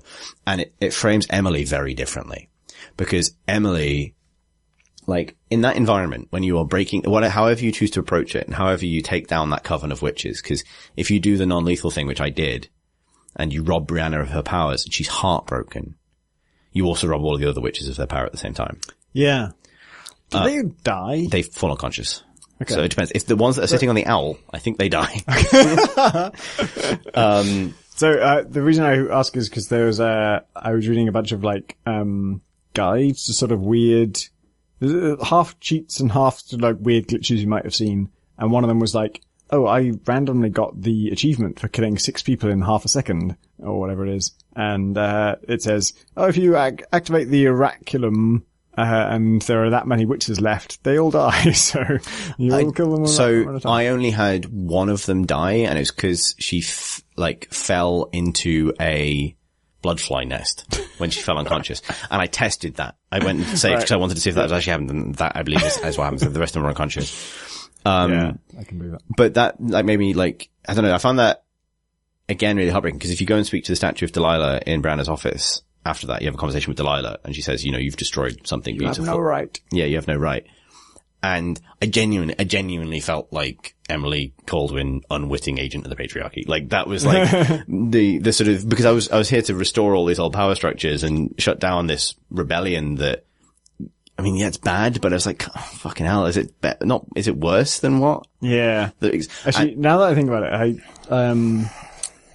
I think when I came back to Dunwall Tower, I did kill her witches, but in the conservatory, I didn't. I was still non-lethal at that point. So even though they were, I see Brianna as being the closest one to Delilah in terms of, allegiance. And so her people, I thought were pretty close to her. But yeah, I did actually just choke them out. I didn't actually kill anyone at that level. I did kill Brianna herself. And again, it was a bit like the Jinjos thing where the non-lethal option was almost as bad as killing her, and so it wasn't really a moral choice. It was more like, I was very focused on what Delilah thought. And so the two things I did was like, this is actually, a moment where the game really came together for me in that I loved that level. I loved the visual look of it. I found it fascinating to explore. It was one of those, beautiful moments where Dishonored and Dishonored 2, at their best, they give you a building, not a level. And you feel like you can get into it from any way that you'd realistically be able to get into this building. And I came into it from a totally different way. I didn't go through the main entrance at all. I went through like this side thing across a cliff. Yeah, I did the same thing. Okay. And, also because I didn't play the Brigmore Witches very much, I'd never encountered Gravehounds before. The first Gravehounds I ever encountered were at Brianna's side. So I'm trying to assassinate this. These are just dogs. Oh shit.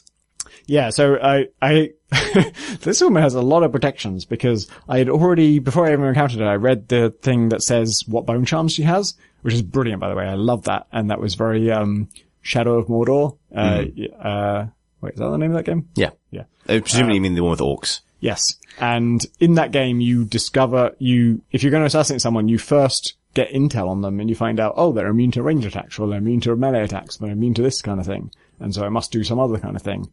And Brianna, I think, is the only one in the game where, like, you can find a note that says, oh, she has a bone charm that makes her immune to the first ranged attack she gets. Like, whenever you fire at her, it'll turn to blood flies. And anything you summon will turn to her side. At the time, that was irrelevant to me because I didn't have anything I could summon, and I wasn't going to shoot her anyway. But it was great to, like, know that and look, okay, if I stab her, I'll be fine. If I shoot her with a gun, I'm going to be fucked. And then, yeah, there's 2 dogs in front of her. I've never seen anything like them before. They're like dogs, but they're kind of on green fire.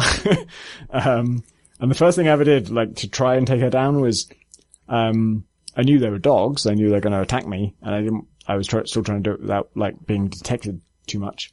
And so I threw a grenade at them. I, like, held the grenade until it was almost cooked and threw it at them at a time when, I must have already tried it once because I think I already knew this wasn't going to kill them permanently. I was just trying to cause so much chaos that when I dropped on her head, she would be utterly baffled by this. Like, she would be looking at her dogs exploding in front of her, and at that point I would slit her throat. And that was my plan. And I did that, and it worked, actually. Like, the dogs, I didn't know how they worked at all, so all I could figure out was that everything I did to them didn't work. Like, I would shoot them with, like, an arrow, and that didn't kill them. I would shoot them with a flame bolt, that didn't kill them. I would shoot them with, like, a tranq dart, that didn't kill them. And it turned out that was because they are things that, when they die, when they actually come back, if you don't destroy their skull. I didn't know that. And so I must have done that one encounter, like, so many different times. And I was just desperately trying to, do it in a semi-stealthy way. And then I also, I saw that she was talking to Delilah in this weird statuegram type thing. I don't know what to call it. Like the statue com. And at one point I'd sort of like, I literally tried this like 25 times. So one of those times I did it as an all-out combat while she was still talking to Delilah. And while I'm fighting her, Delilah starts to talk to you about it. Like, how dare you? You had no right. Or whatever. I guess I must have already killed her at that point. And I liked that, but then, like, I was torn between, I kind of want Delilah to know I killed her best friend, but I also really like the idea that Delilah has no idea what's happening. like I say, I'm always focused on what my enemies are thinking, and I really like the idea that when Delilah finally dies, she'll just be completely blindsided by it. Like, she just has no idea. And so I think that the way I finally did it was I very, very painstakingly kind of picked off the dogs. I really wanted the dogs to be dead before I ever attacked, Brianna. And I did want to kill Brianna and not do the de-magicking. And so it was, I think I found some way to kill the first dog right in front of her without anyone detecting me. And they both ran upstairs to kind of find out what happened because I was up there. And then, I can kind of climb through a window, and there's actually like whale oil canisters up there. And I think that's how I did it, is like one of the last dog wandered near a whale oil canister, and I just shot that, and that just kills him and destroys his skull, and he can't resurrect. And then after both the dogs were killed, I just did a sort of like standard, I think, drop takedown on her and killed her. But yeah, I really loved that. I was replaying that moment over and over again, both for mechanical reasons and for narrative reasons. Like, in any given playthrough, I could tell you, like, okay, narratively I was trying to do the right thing here, but mechanically it didn't work for this reason. Or I could say, like, okay, mechanically I did work out, I did what I was trying to do, and I did kill both the dogs, and I killed Brianna as well, but narratively I later decided I didn't want to kill her, or, I didn't want Delilah to see that I killed her. Like, I was torn between, like, I want her to see her friend die, but I also kind of like her being baffled by what's happening. And so that was, I think, at its best, the game's systems and narrative combine in such a way that it gets me thinking about what I want to happen. It really makes me think about, like, what narrative goal do I want to achieve, and then what systems do I use to achieve that.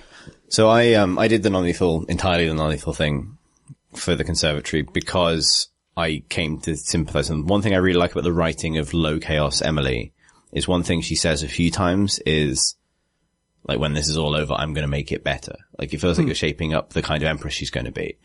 And so I don't know if this is specifically what she was referring to, but my thought was, like, stripping these people of their magic is horrible, but it's not killing them.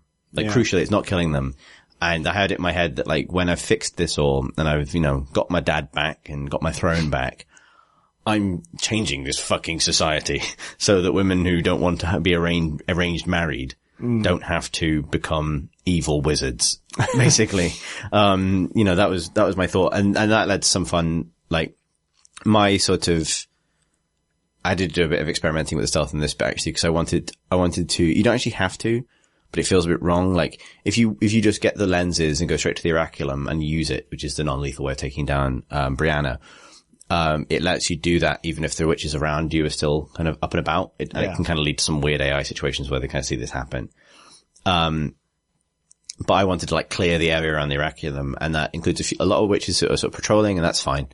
But then it includes a couple who will sometimes just sit on the banisters and chat. And that's really problematic for Domino, because if they're dominoed and you take one of them down, the others will fall off the balcony to their death. Like, I honestly think it's a very clever piece of game design. I think that's why sometimes they will go and sit on a banister rather than just hang around.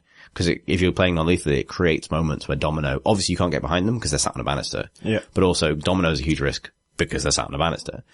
I remember that, like, there's two that sat on a chandelier and you can stand right behind them, and I dominoed them together and I just took one out and they both very gently lay down on the chandelier they're already on. Oh, really? Those two are the ones I think I've been mistaken for the ones that were on the owl, because I was so sure they were on an owl. But maybe I was on an owl. Yeah, I think they were just on a chandelier. Okay, that's a chandelier. I was on an owl. That's the thing I'm trying to remember. So I did try that, and I think I had some not success with them falling off, but I think I was also trank bolting them, so that might have been a different, right? Because I didn't want to get behind them in case that alerted them. But the way I ended up... Yeah, I was surprised it didn't alert either of them when I did it. The way I ended up doing that, was dominoing them together and then, casting Doppelganger on the landing next to them. So they would see the doppelganger and, like, teleport off the chandelier to chase my doppelganger. Wow. and then, like, I had, like, the combat dart upgrade by this point, so sleep dart was instant, and then, like, picking one of them off and having the other one sort of fall asleep. That's really cool. So that was, like, the kind of the cool systemic bit of that level, because after that I depowered Brianna, but with this, internal resolution of, like, I actually kind of agree with the people in this room. Like, and I'm out. I was thinking about, so I'm doing a Crowbar playthrough where I want to be undetected for the whole thing, and I don't want to do a non-lethal playthrough anyway, but, it occurred to me, it seems like the non-lethal playthrough is incompatible with non-detected playthrough, right? The non-lethal things, like Jindosh and Brianna, I think, don't they both see you? They both see you, yeah. So, I think that's somewhat true of the first game as well. Right. That, particularly, I never tried to do both like, at once. particularly if you don't want anyone to know what happened. Like, in the first game, it's completely incompatible with doing non-lethally. There are a few in the first game that you can do. Actually, even then, like the non-lethal takedown for the Lord Regent in the first game is stealing his, audio tape where he confesses to everything and then broadcasting over the city tannoy, which is a very good subversion of the evil man's tannoy. Yep. Theme. Yeah. At which point he gets arrested, but to do that you have to have a conversation with the guy who normally operates the tannoy. Yeah. So, yeah, I don't know. So yeah, that was... Like, there's an achievement for completing the game without being spotted, and there's an achievement, I think, for completing the game without killing anyone, and I want to get one of those. Yeah, it's Ghost in Clean Hands, which I think is what they were called. I think I'll go for Ghost. Yeah. But yeah, that was definitely, like, a point where I started to genuinely feel sympathetic for, like, most of the main villains in the game. Like, I think I didn't engage with the plot enough to sort of sympathize with the witches. I did hear audio diary where she's, talking about her, arranged marriage and how she gets out of it. And obviously I approved of that.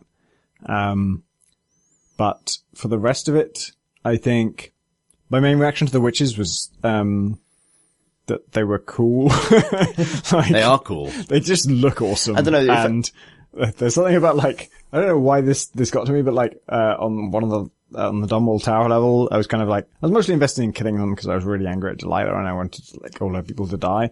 But, also, like, I couldn't help being kind of charmed by them just, like, eating apples.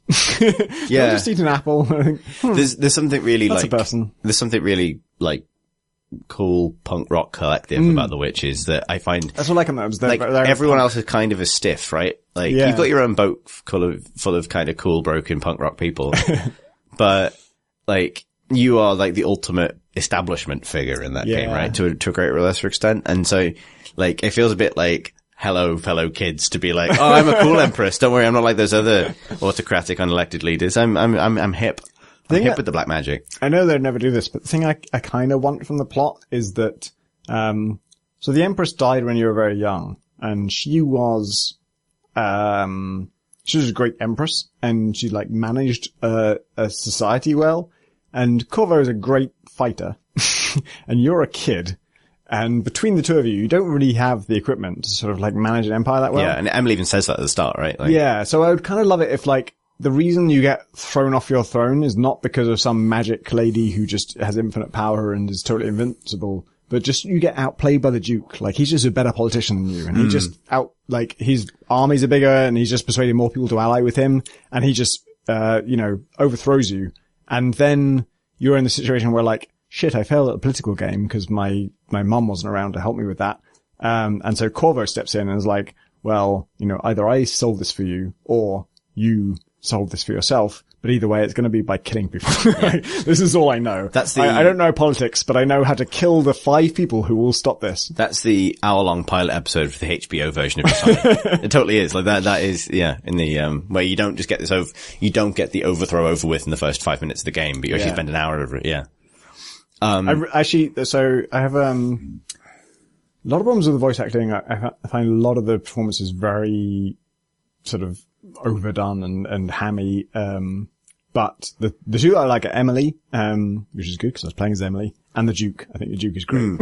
Yeah, I really like the Duke. He was like both convincing and funny. Like his Tannoy announcements in the streets are just like so ridiculous, but also like well judged in a way that it just makes him kind of. I like that they picked a different. I mean, yeah, we should crack on because his mission is still like a mission away. But yeah, it's a different. It wasn't the character I was expecting for him because he's not the Lord Regent again. Because the Lord Regent is like a former spy master and obviously like a Machiavellian figure, whereas like Luca is more explicitly like a fool. Like he's like a Nero kind of like he would have been content to rule poorly in decadence and be a shadow of his father who Corvo likes or liked and stuff like that. But sort of maybe the most evil thing about him would be that he was completely incompetent had he not been sort of, well, maybe that's not true because he was killing a lot of people. But like, he's sort of an incompetent conspirator is the thing. Like Delilah is the person who's got the plan and the brains and his about the sea. That was just hilarious. It's just like, he just decides he hates the sea. And just the sea is evil and awful. And anyone who lives on the sea is just a terrible wretch. And he'll do anything he can to help them. And anyone who can avoid the sea should avoid the sea because he had a dream where the sea is evil. It's just amazing. So the mission after a conservatory is the Dust District, which I completely skipped. So you actually just skipped it? Okay. 100% skipped it. So I'm a puzzle guy, and this is very much my kind of thing, but I lost faith because I saw this thing, and even before I we should explain the context. I guess people will know because this is a spoiler. Yeah, so you're in the Dust District, and you are trying to get to Aramis Sultan's mansion, and I was baffled by what was going on because you go to a building and there's a big combination lock in front of you, and there's 2 people standing there talking about how they're going to try and crack the combination lock, and they just say, we can't do it just can't be done. And they give up and they walk away. And you can try and talk to them, but they don't say anything to you. And then next to them, this is already confusing to me. There was a sort of like riddle dispenser, and you use the riddle dispenser and it gives you a riddle. And the way it gives you a riddle makes it seem like, to me, like they hadn't given the riddle to those people. But the game is really, in multiple ways, it sort of telegraphs to you that you can't solve this riddle. And first of all, there's 2 people coming up to you and saying, you can't solve this riddle. And Sokolov says it's impossible, and he's like an epoch-defining genius. Yeah. And you get this riddle, and I just looked at it and thought, this is solvable. It has a lot of things in it that sound ambiguous, and there are a lot of assumptions you'd have to make, but I still feel like this is maybe solvable. And so I was just very interested in solving it. And so I I didn't print anything out, but I wrote out on a piece of paper. First I wrote it in a text document, which was doomed. And I realized that the way to solve this puzzle, you've got to have things that you can move around on a sort of surface. did exactly this. Okay. So I tried writing a text document where like you're told something about like, a bunch of women who will go to a dinner party and they're wearing various colors and they're drinking various drinks and they have various heirlooms, and your ultimate task is to pair the heirlooms to the people.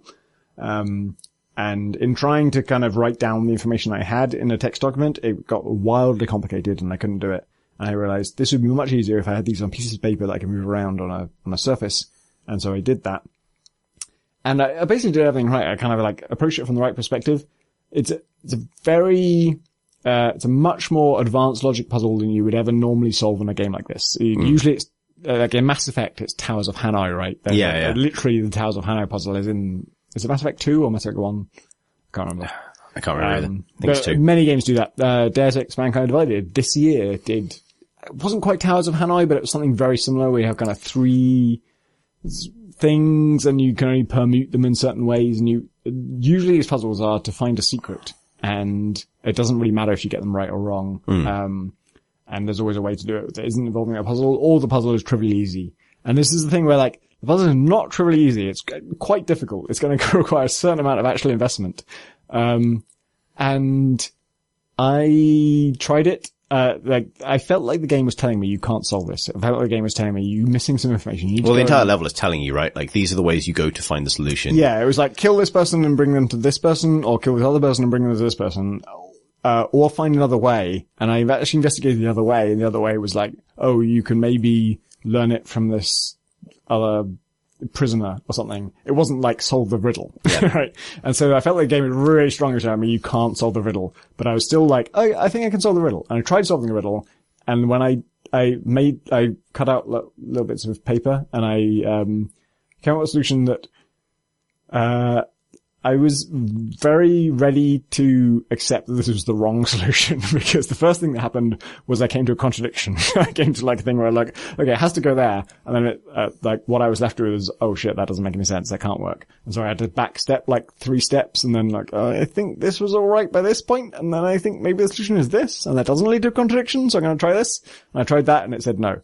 And at that point, I lost faith, and I was like, the game has been telling me so strongly this doesn't work, like, you can't solve this. And I tried to solve it, and I failed. And I can well believe my solution was wrong, but because the game is also telling me I can't solve this, I'm not going to spend all night trying to re-solve this. And so I just went and did the missions, and I found the eventual solution. And then I was still like, The other thing that baffled me is when I found the eventual solution that the game actually gives you, you sort of like, you can either kill one faction's leader and bring him to the other faction's leader, or you can kill the other faction's leader and bring him to the other faction's leader, or you can kill neither of them and still get to the person who knew the solution. But when you find the solution, when you come to it naturally by solving the riddle, you end up with a kind of left to right arrangement.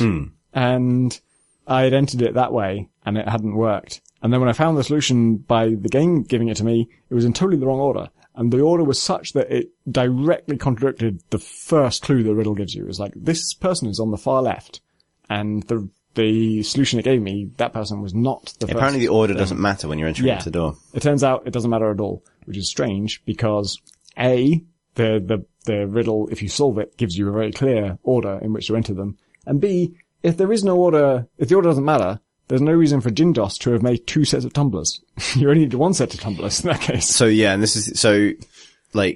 I sat down with a piece of paper and figured it out and got it right first time, like when I entered it. So, and I was really surprised because I thought, I was really surprised to just then get the end of level stat screen, and I had barely been in the level. And I was just like, whoa, I'm done. Yeah, it just skips a whole chunk of it. And I felt like sort of, again, it was that thing of like I said earlier, I consoled myself that I would miss things because this is a game I'm going to play a lot. But I was not like psychologically ready to miss an entire level. Yeah. But again, it fit my sort of, I had this image of like, Emily is confronted with this problem and just sits on that bench next to it and like, fuck this, I'm going to figure this out, and just figures it out, because that sort of not fully non-lethal, but sort of like low impact, try and solve things with your brain if you can character that I'd created for her kind of fit that perfectly, that she's just going to figure this out. Like, she's a smart cookie.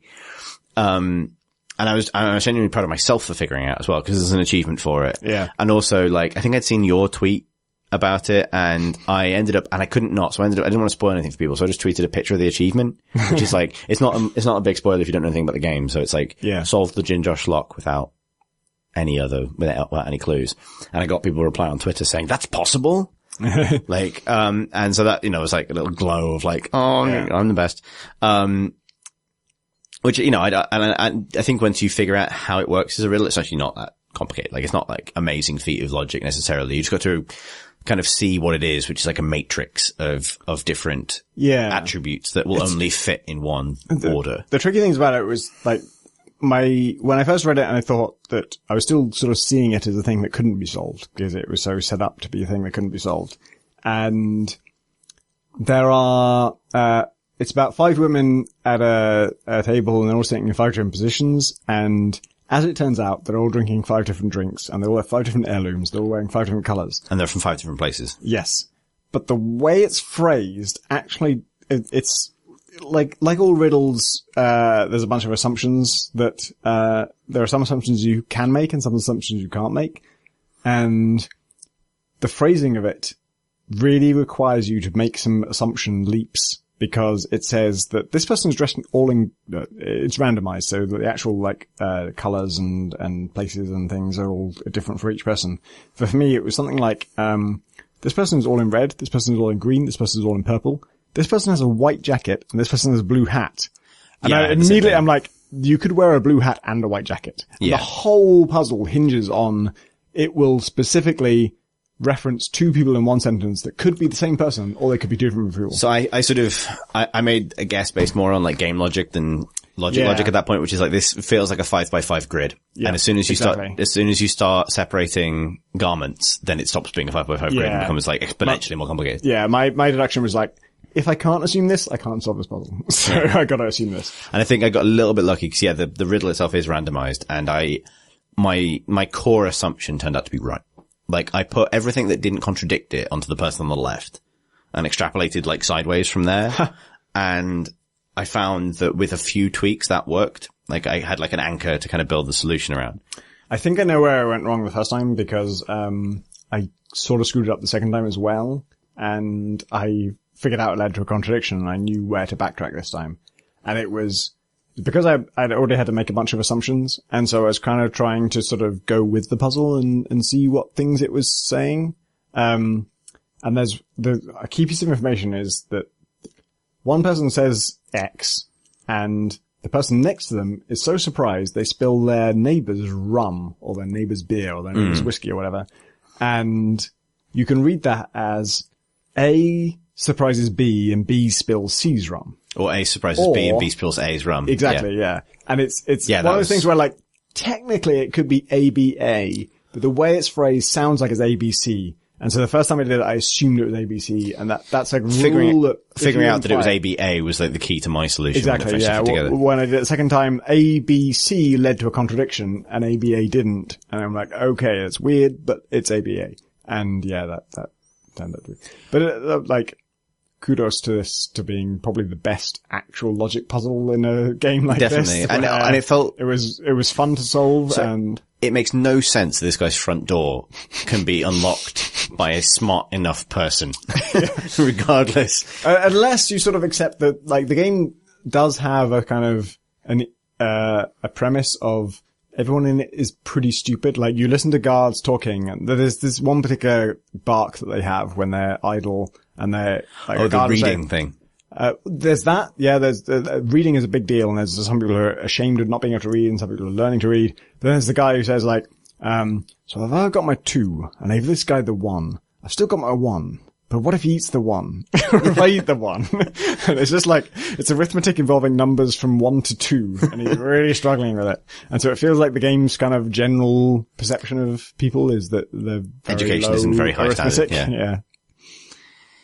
I mean, it was really like, because that is functionally the non-lethal solution to the Dust District. Because the Dust District is also asking you to decide which of these 2 factions you want to be in power. Yeah, and that I felt like it was a bit of a weakness. In the game in general, often like the lethal versus non-lethal is sort of a decision where either there's no good answer or one of them is clearly the good answer.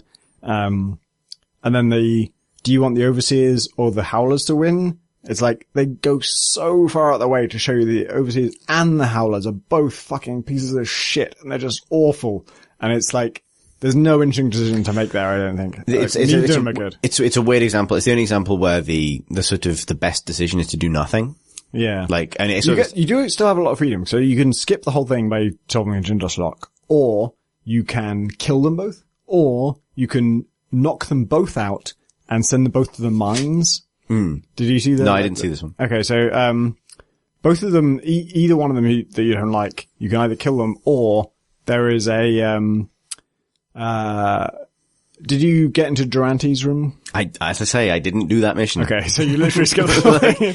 I haven't gotten that far with Corvo yet. So yeah, normally your choice is, there's the Overseers and the Howlers, and they both own chunks of this territory, and it's made very clear to you in very gamey terms that the only way you could ever talk to any of these leaders is if you were literally carrying the body of the other leader. And they can be unconscious or they can be dead. But actually maybe they have to be dead. But yeah, if you want to go to one of these, if you want to walk into Overseer territory, then you need to be carrying Paolo's body. And if you want to walk into Paolo's territory, you want to be carrying the Overseer leader's body. And they will let you in if you are.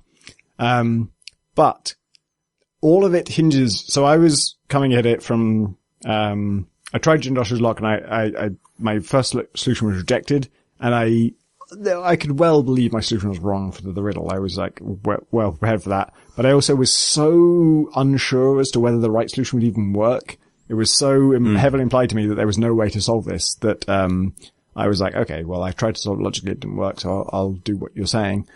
And then from then on, it was like, well, actually, now that I look at the heart, there's a whole bunch of like runes and bone charms and things that I want to get here. And one of them is in this room in the Howler's territory that is locked. And it's one of those like steel locked doors that you can't open it except for plot reasons. Like you're going to have the actual real key for it. And that is one of the things, well, there were so many things that told me the riddle wasn't the way to go. Like, I tried it and it didn't work, and I wasn't sure if I was right or wrong. And then B, it tells you here's solution A to solving this thing to get the solution, and here's solution B to get the solution. And then, in addition to those A and B, it also says, or find another way.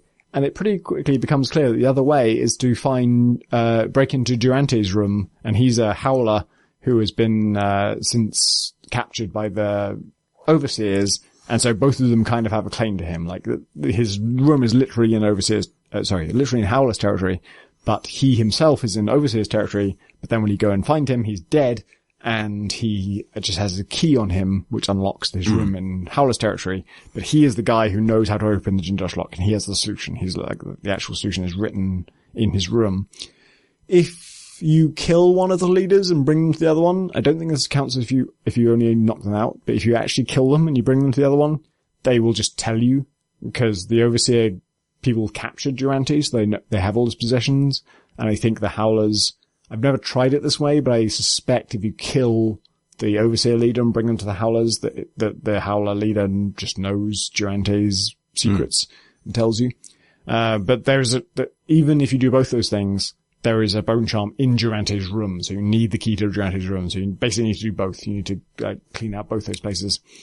And when you do, the solution is written there, but like I said, it's written in the wrong order to the point where it feels like the person who wrote that solution does not understand the riddle. Like, okay, maybe this is the right pairing of the names to the heirlooms, but you did not know who sat on the left. And if you solve the puzzle, you know who's, like, one of the cool things about that puzzle is when you solve it, you know everything. You know where everybody sat, you know what everybody drank, you know what everybody was wearing. Yeah. The game to tell you, like, or for the game to be able to tell whether you really solved it or not. Yeah. Yeah, it's cool. I can't remember why I was telling that. The sending to the mines thing. Oh yeah, so yeah, it's really subtle, but Durante himself is a member of the Howlers, but his loyalty sways, and he and someone else, I don't remember who, sort of scheme, fill me in about this, because I think this was a solution in Dishonored 1 as well. For the Pendleton twins. Right. So Slackjaw will send them to the mines. you can, Aramis Stilton is a miner and runs the mines, and this guy Durante is running a scheme where he has sort of promised 2 miners to Stilton or to whoever runs the mines, and his plan is that instead of sending his buddies, he's going to send Paolo and the High Overseer. Liam. He's gonna just basically destroy the 2 main factions and send them both to the mines, which is wildly ambitious. I don't know how he plans to do this, because I'm the fucking Empress of the world. You're a teleporting and an magic incredible empress. magician, and I could only just do this, but I did do it for him. I read his thing, and I'm like, yeah, that seems like a good idea. I've listened to these 2 factions. I do not think either of them should run this place. I think they're both terrible. And so I agree with you. They should both be got rid of. And yeah, there's the Silvergraph studio, with 2 of those incredibly suspiciously human-sized crates. And, it was a really interesting moment. Nothing really came of it, but if you read up on this, it becomes clear, no, not only do you not have to take sides on this, but you can also resolve it non-lethally. And I don't really know if this is the best solution, but it's certainly the sort of default goody two-shoes solution is you don't kill anyone, you don't take sides, you just put them in these crates and they end up in the mines, and, so be it, because they're both bad guys. I did that, but also I was just in default, stealth game mode. So when I went into the Silvergraph studio, which I knew I was there, I knew I was going to dump these bodies in there. But there's a bunch of silver bars just lying on the side, and I picked there's 2 of them, and I picked one of them up. And then I read the note, and the note is so as discussed, here's the 2 bodies, and here's the full payment. I'm like, oh shit, there's only half payment there. And there's no way to put down gold. You can't. Sorry. Yeah. Dishonored does not include the verb to give money to anyone ever. Put back. So if you've taken half the money, I'm like, is this gonna work anymore? I can give you the 2 bodies and I'll do whatever you want, but I took half the money and I have no way of giving you more money. So I don't know if this will happen. As it turns out, the game just takes it as you should do it in a non-lethal way. Those people are in the mines now. But at the time, I was like, shit. This game, so often, this game has convinced me that it really simulates things and it really is paying attention to what I do. And I just picked up a gold bar that I did not mean to pick up, really. And I would like both the gold bars to be You there. need to get the follow-up letter, which is we didn't have full payment, so we delivered them to the sea. Yeah. Good luck on your non-lethal playthrough, asshole. Cheap asshole. Actually, on that playthrough, I would have been okay with it, because it was my main concern was you're asking me which of these 2 factions do I want to win, and it was so clear that neither of them should win. It was they're both terrible. Yeah. That again, I filed under, I'm going to sort this out when I'm Empress again. Yeah. This is a shit situation, but I can't do anything about it now. You've probably encountered this already, but one of the things I just discovered as playing as Corvo is I've played as Emily twice, and I think the very first letter that is on the Dreadful Whale is a letter from you to Wyman, sort of telling him, or her, what's going on. And then the next letter you see there is from Wyman. If you're playing as Corvo, who doesn't have a boyfriend or girlfriend as far as we know, your first letter is to the parents of Alexei, telling them, sorry, your daughter's dead. I'm going to set this right as soon as, Emily is restored to the throne. And actually, Alexei herself, when I played the intro, I saw she's in the intro, and then later on she dies. I'm so bad at connecting things that I didn't even recognize that the person you get the sword from is the same person who sort of introduces you to, who opens the door in the first place in the intro. But way later on, 5 missions later on, I'd seen this book lying around all over the place, Emily Caldwell, The Child Empress. And I had last read it, and I wasn't expecting it to be that interesting. I don't read a lot of, just background lore, but this one is about how, the reason I haven't read it is because it's called The Child Empress, and I didn't really want to read about how I'm just some generic kid and no one cares about what I think or do. But actually that particular book is about how you stopped being called the Child Empress, and it's about how no one called Emily Caldwell the Child Empress after this one day when she was in this carriage, and she got attacked by, I can't remember who, but enemies of her rule. And she doesn't even really save the day, but Alexei does. And she throws a grenade or something and kills like 3 of them. And then Emily beats up the last 2, and she still doesn't kill them. She kind of arrests them and brings them to trial. And after that day, everyone was like, okay, she's not a kid anymore. She's a real adult. And that was really effective in terms of like, now I know who Alexei is. Like, she's my best friend, and she saved my life. And after that, I made her captain of the guard, which is totally understandable because she's badass and she's, not just good at her job, but also someone I deeply personally trust, and she saved my life and everything. And in retrospect, suddenly I'm way more cut up about her being killed. Like, it suddenly makes way more sense. I was going to say, actually, like, I really liked the Wyman detail. Emily's partner. Sort of ambiguous. I read it as a boyfriend, but I think that's because I did some research into the book, and I think Wyman is confirmed as a nobleman in the book, but I'm saying that in a podcast voice because I'm not sure. Yeah, so I remember you saying that, and I'm sure that's true. Apparently, I didn't see this myself, but I heard the second hand that someone was saying that they have, like, Arcane, maybe Harvey, has said that it is intentional that in the game that the gender is never mentioned of Wyman. Okay. Like, yeah, no, I can buy that as well. I mean, I liked it as a detail. I think it helps a lot. I really like it even if it is just a guy. Even if it's just, I'm a girl and he's a guy, and it's just a conventional heterosexual relationship. It's still really cool to have. Yeah, sorry, just saying.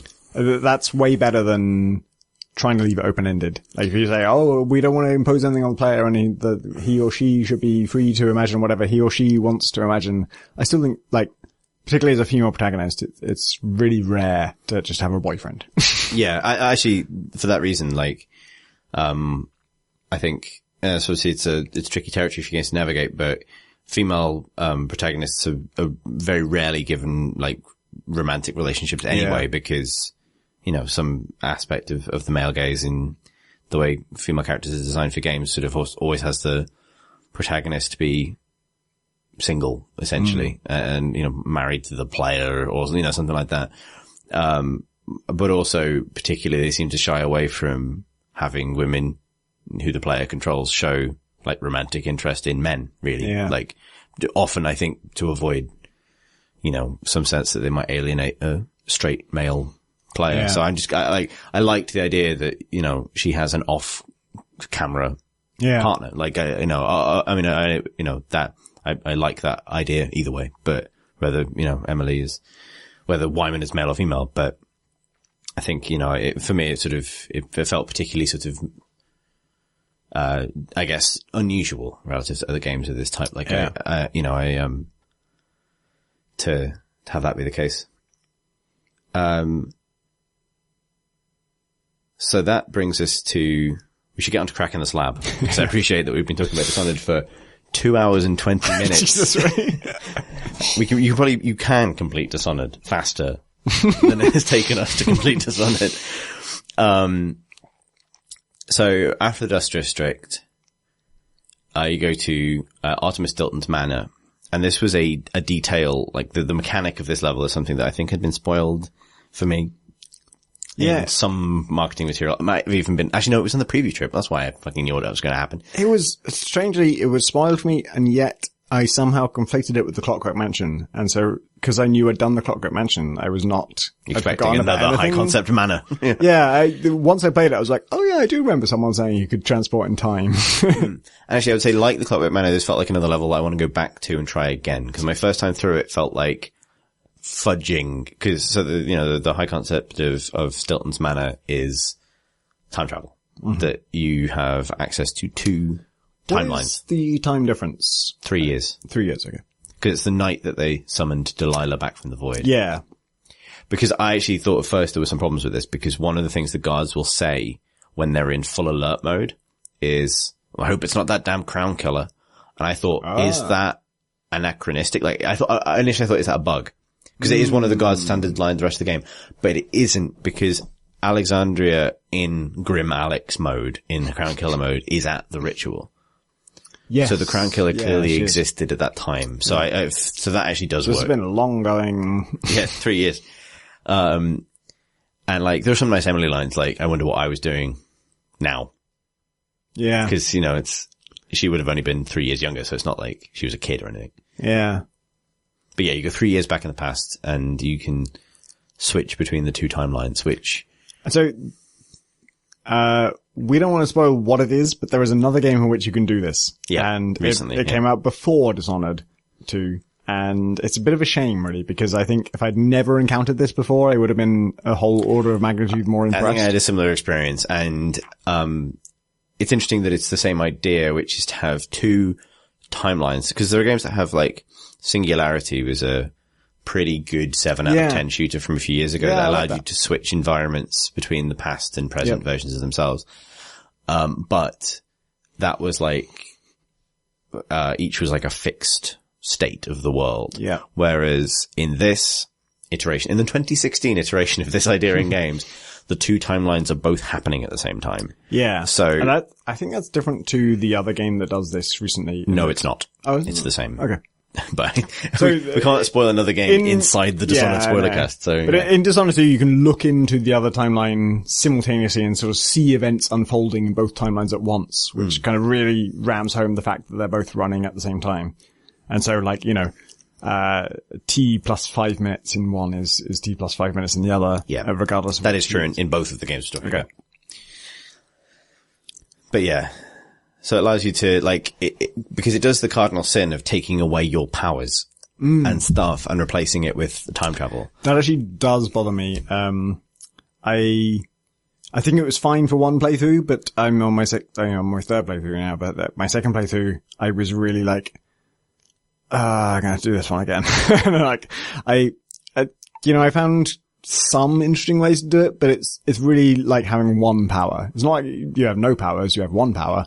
And it's a new one, it's an interesting one, and if you've never used it before, it's super interesting. But if you have used it before, particularly if you used it before in this other game, it's a bit less interesting. And I'm like, so the other game that has a level like this is a straightforward shooter in other respect. And so when it does this interesting thing, it's so cool. And it's like, oh my God, this is so different to everything else. And it's so interesting and so fun to play around with. And Dishonored, in its default state, is so rich and has so many abilities and so many options that when you take those away and you replace them with this one novel idea, if I'd never seen it in my life before, yeah, I'd probably be alright with it one time through.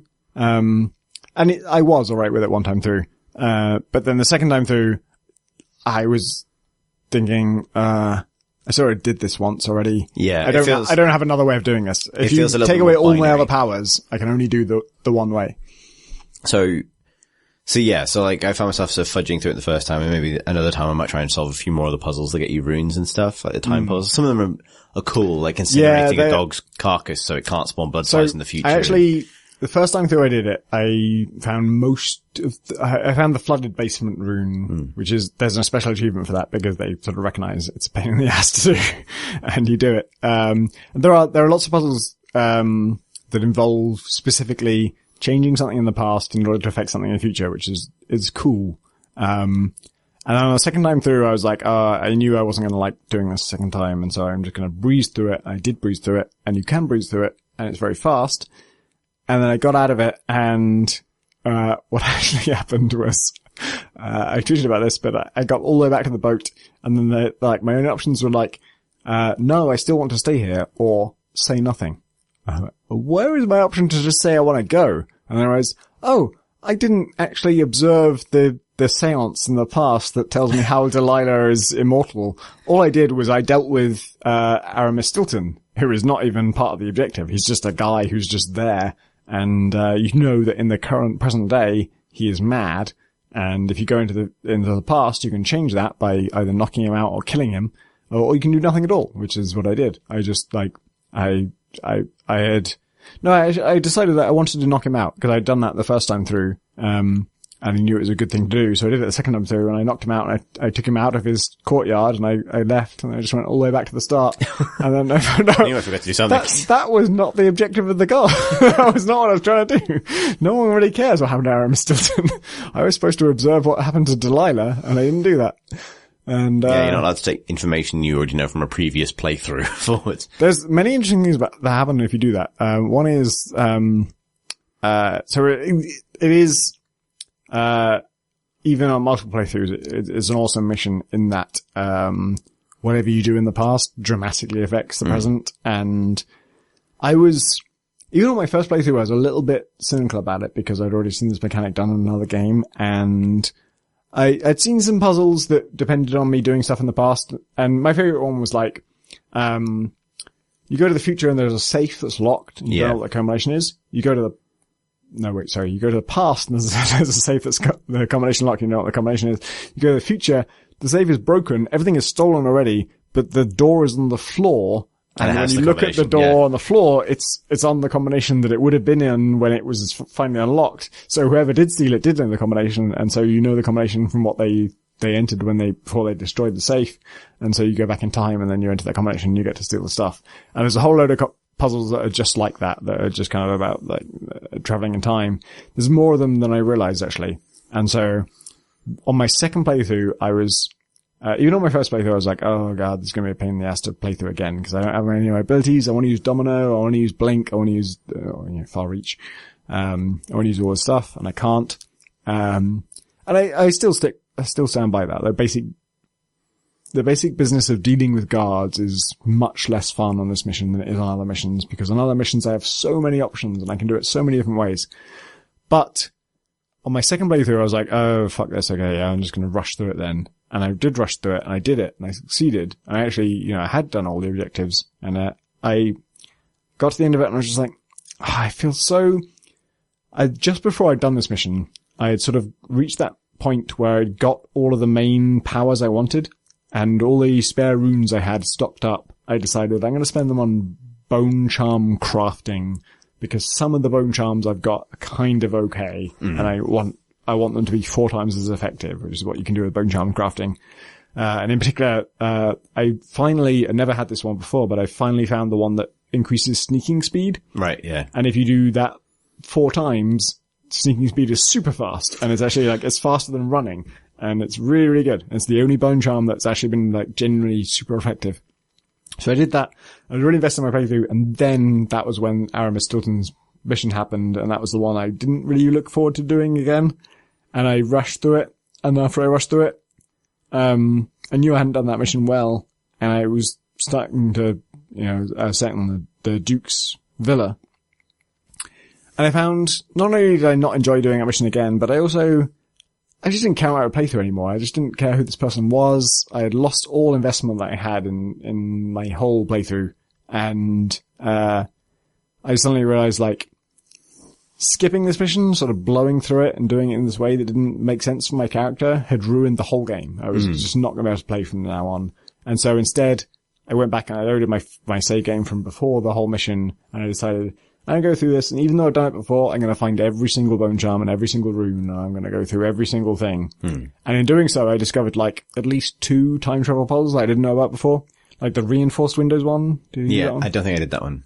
Okay, so there's one where there are loads of time travel puzzles that are very subtle, and they're so subtle that you almost, even when you solve them, you're almost unclear on what you did exactly. But, they're all about, if you change something in the past, you change something in the future. And there's this one thing where there's a bunch of workers who are not guards. They are just working. Oh, I know those guys, yeah. Reinforcing the windows. And I'd seen them before, and I'd dealt with them before, but last time I just knocked them out without really considering what they're doing. But they're kind of talking about reinforcing the windows. And my brain is thinking, like, if I take these guys out in the past, all of the windows in the future should be not reinforced. But I'm switching between timelines, and I'm seeing almost all the windows in the future are reinforced already without these guys. Like, I don't think I can change this. And you can kill those guys and it doesn't change that. But there's this one window, and you can read a note. It's hilariously contrived, but it kind of works. You read a note that says, look, I don't care that it's the Duke, I don't care that it's Aramis Stilton. I don't care that he's, in this position of power or whatever. Even if it was the Duke himself, these builders cannot fix this except tonight. Like, this is the only night they can do. If you can have them tonight, then it's fine. If you can't have them tonight, they can't do it for like months. They're just booked up. And it doesn't totally explain why if you interrupt them tonight, they will not be able to do it for another 3 years. Like, it doesn't say that.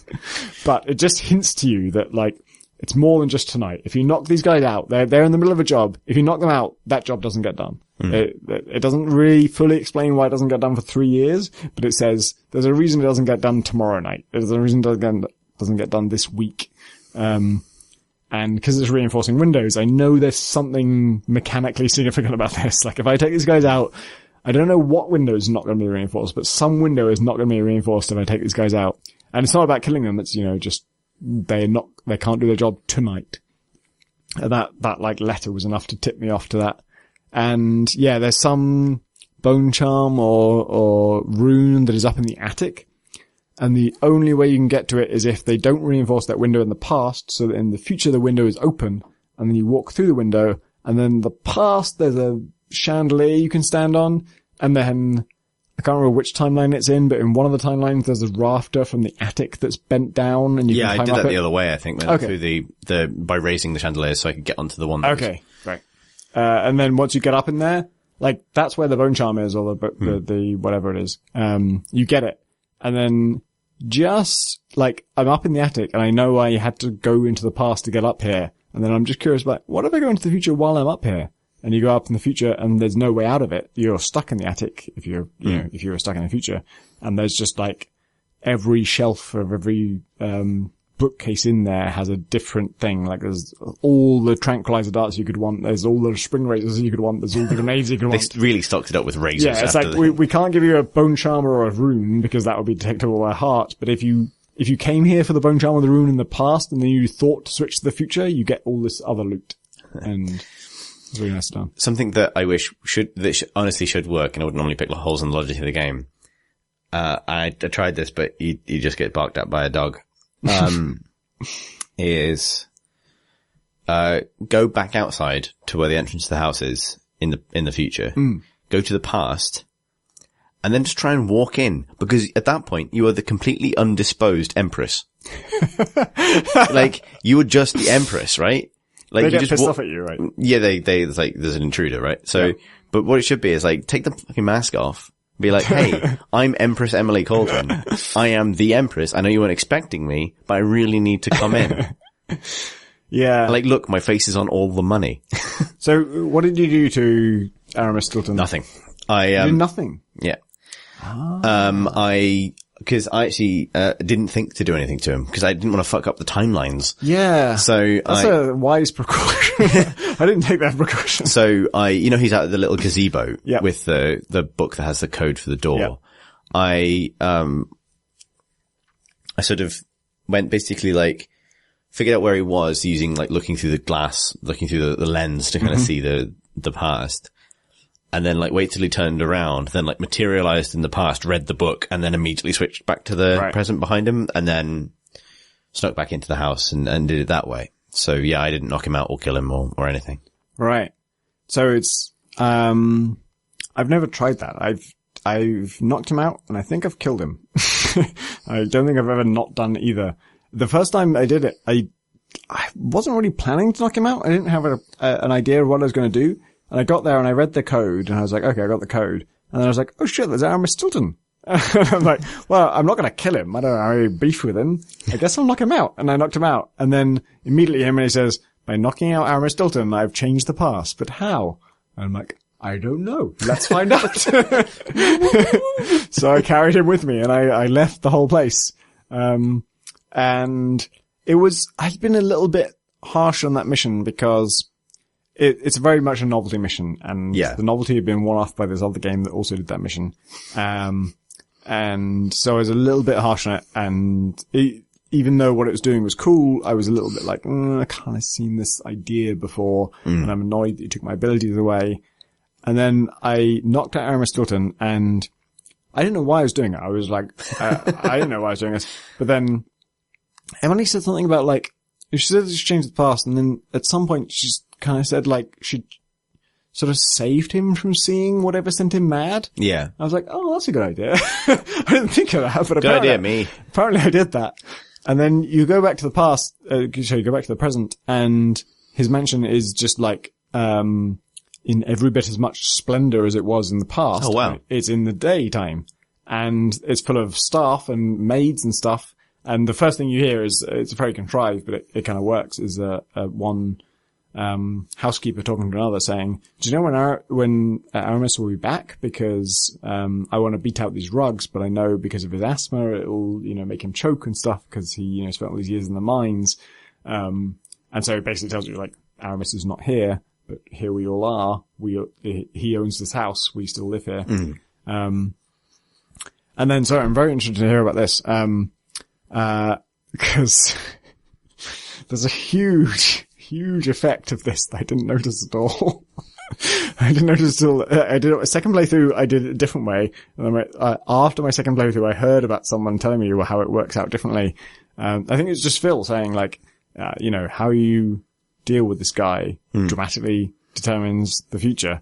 And I think I was reading like a bug report or something, and it said, if you don't do this, then Megan's arm and eye won't be restored. And I'm like, what? Yeah, if you knock Aramis Stilton unconscious, then when you come back to the present, Megan's injuries are gone. Because her injuries were incurred at some point during her liaison with Aramis Stilton. Yeah, there's a letter from her in the house. So I never learned that. Oh shit. But I did knock out Aramis Stilton, and I didn't notice that she had her arm back and her eye back for the rest of the game. And then only when someone else pointed out to me, I'm like, oh my god. Because like, it didn't even occur to me. My whole mission in the past was like, I'm going to touch as little as possible. I couldn't even knock out any guards. It was just like unless I really had to, because it was like, don't fucking touch anything. Yeah. Like, fair enough. Yeah. So man, that's awesome. And so, yeah, once I found out that happened, like, it had happened for sure. I just missed it on my first playthrough. My second playthrough, I didn't know what I was going to do, but I read about that. And so it was just as about to do the crack on the slab mission, and I wasn't really sure how I was going to do it, how I was going to do it differently. And then I read about this thing that, like, if you knock out Aramis Stilton, I was, even before I knew about this, I was quite cynical about this mission. And then when I knocked out Aramis Stilton and I came back to the present and his mansion was pristine, I was really moved by it in an unexpected way. I thought I was totally disengaged with things. I knew how the mechanics worked. But just, like, this is a game that's been so depressing and so negative throughout. Like, everyone, nothing good happens to anyone, really. The guards who are innocent, just jerks and idiots. And then the witches who are sort of, associated with the bad faction, as you say, are kind of like a semi-decent sort of bunch sympathetic, of folks at least, in some ways, but they're still your enemies. And everyone's kind of, no matter what they have going for them, they're always kind of bad in some way. And this is the first time where I was like, oh shit, like, Aramis Stilton was basically a good guy, and if you save him from this one thing, I don't know why it sends him mad, but if you stop it from sending him mad, he's one of the only good people in this world, and his staff kind of say that. They kind of like, yeah, he's, he has this really bad cough, but he's, doing it's not his the worst best. character deficiency anyone's compared ever had. Compared to the worst thing about anyone else in this world, he's doing pretty Imagine well. pointing the heart at him and he's like, he's got a really bad cough. And it wasn't But so it's much not about, that bad. I didn't really have any hard evidence about what he was like as a person, but it was just this place was pretty and nice. And it wasn't nice because some asshole had screwed over some other people. It was like he'd worked his way up and sort of earned it, and his staff respected him. And yeah, I found myself kind of quite touched by it. I was like, oh my god, I didn't really mean to. I just I throttled this guy. Choking people is my default state now. But then the voiceover told me I'd done the right thing, and I was like, okay, maybe I had done the right thing. And I went back to the present and I was like, oh my god, I've had this huge effect on the world. And this was even without me noticing that I'd saved Megan her injuries. And That's then, awesome. So then, on my second playthrough, can't remember what I did with Aramis Stilton, but I was like, oh shit, this was actually had an effect. So I went back and loaded my old save game to check. Did she really have an extra arm and eye that I didn't even Not an notice? extra arm. Oh my god. Like, if you choke him out twice, she has three arms. Exactly. Like, if I had a companion who had 2 arms, and then she gained an extra arm, I feel like for sure I would have noticed that. So like, for a moment I felt bad, and then I thought, maybe this is incredibly virtuous of me not to notice that this person with a disability no longer had the disability. Maybe I'm just incredibly open-minded that I didn't even notice. Or you were too busy running and jumping around the boat for no reason. That's also possible. And so, yeah, I reloaded it and I went to like the last, I'd say pretty much a new save game after every mission, which is, by the way, worth doing. Yeah. Probably everyone's listening to this, it's too late, but if you're not already to like, make a new save after every mission because it's really useful. And so I loaded it again. And the weirdest thing about it is you can't say anything to her. Right, like a short way before you talk to her, Emily says something about like, I've changed the past and who knows what, she's just like, a bunch of things will have changed in the present. And then she also says some separate thing about like, other people won't even notice that I've changed those things. And I'm like, okay, yeah, that's true. But if I had known someone who only has one arm and I just changed something in the past that made her have two arms, I would say something to her. Like she wouldn't notice, obviously, because for her it's been the same all the time. But I would say like, oh my God, you have two arms. And then who looks amazing. like a weirdo? Yeah, I would look like a weirdo to her, but it would still be like, I feel like I would mention it.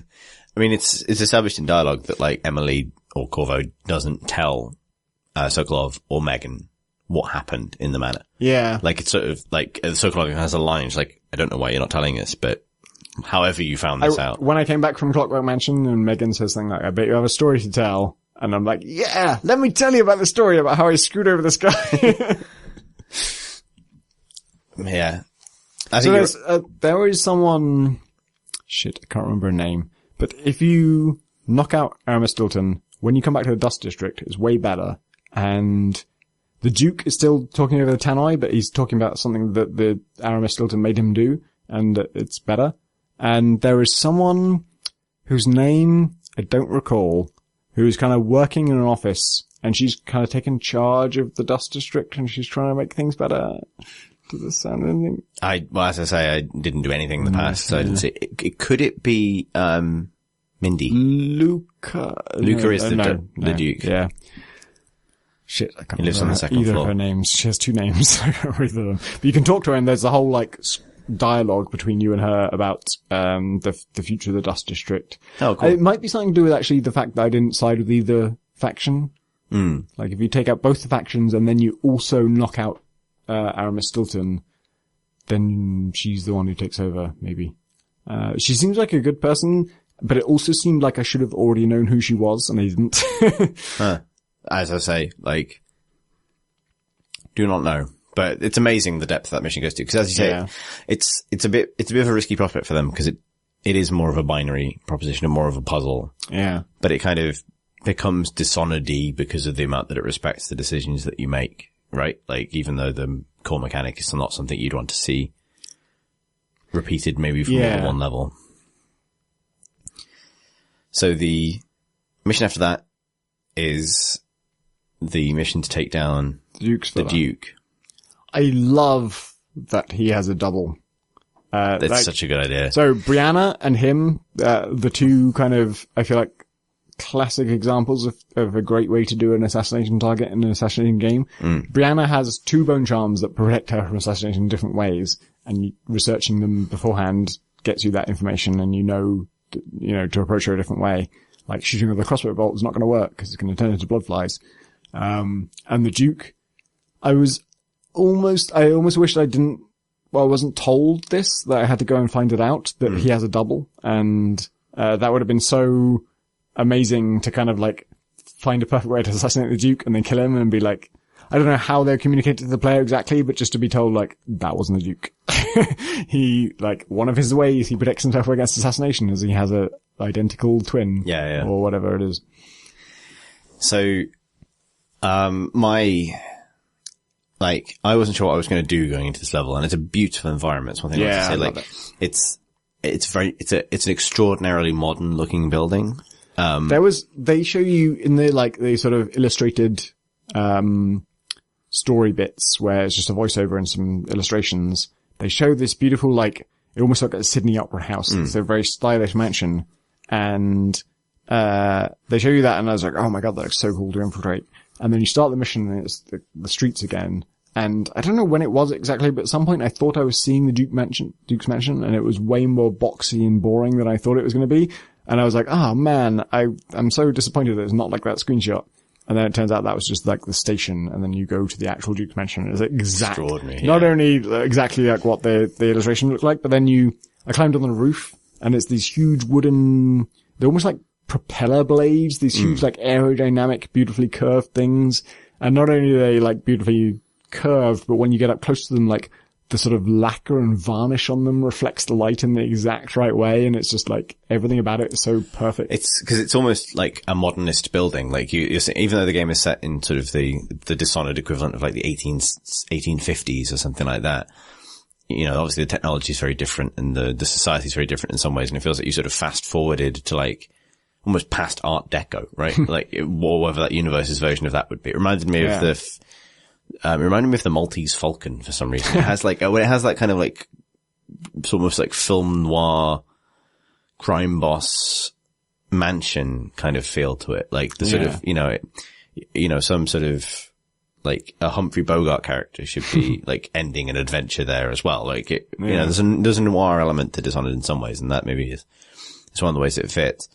I had, a strange experience of that mission again, because it felt like, I remember the first time I did the Return to the Tower in Dishonored 1, where you take down the Lord Regent, and it was over very quickly because I was good at infiltrating by then, and I had very good magical powers.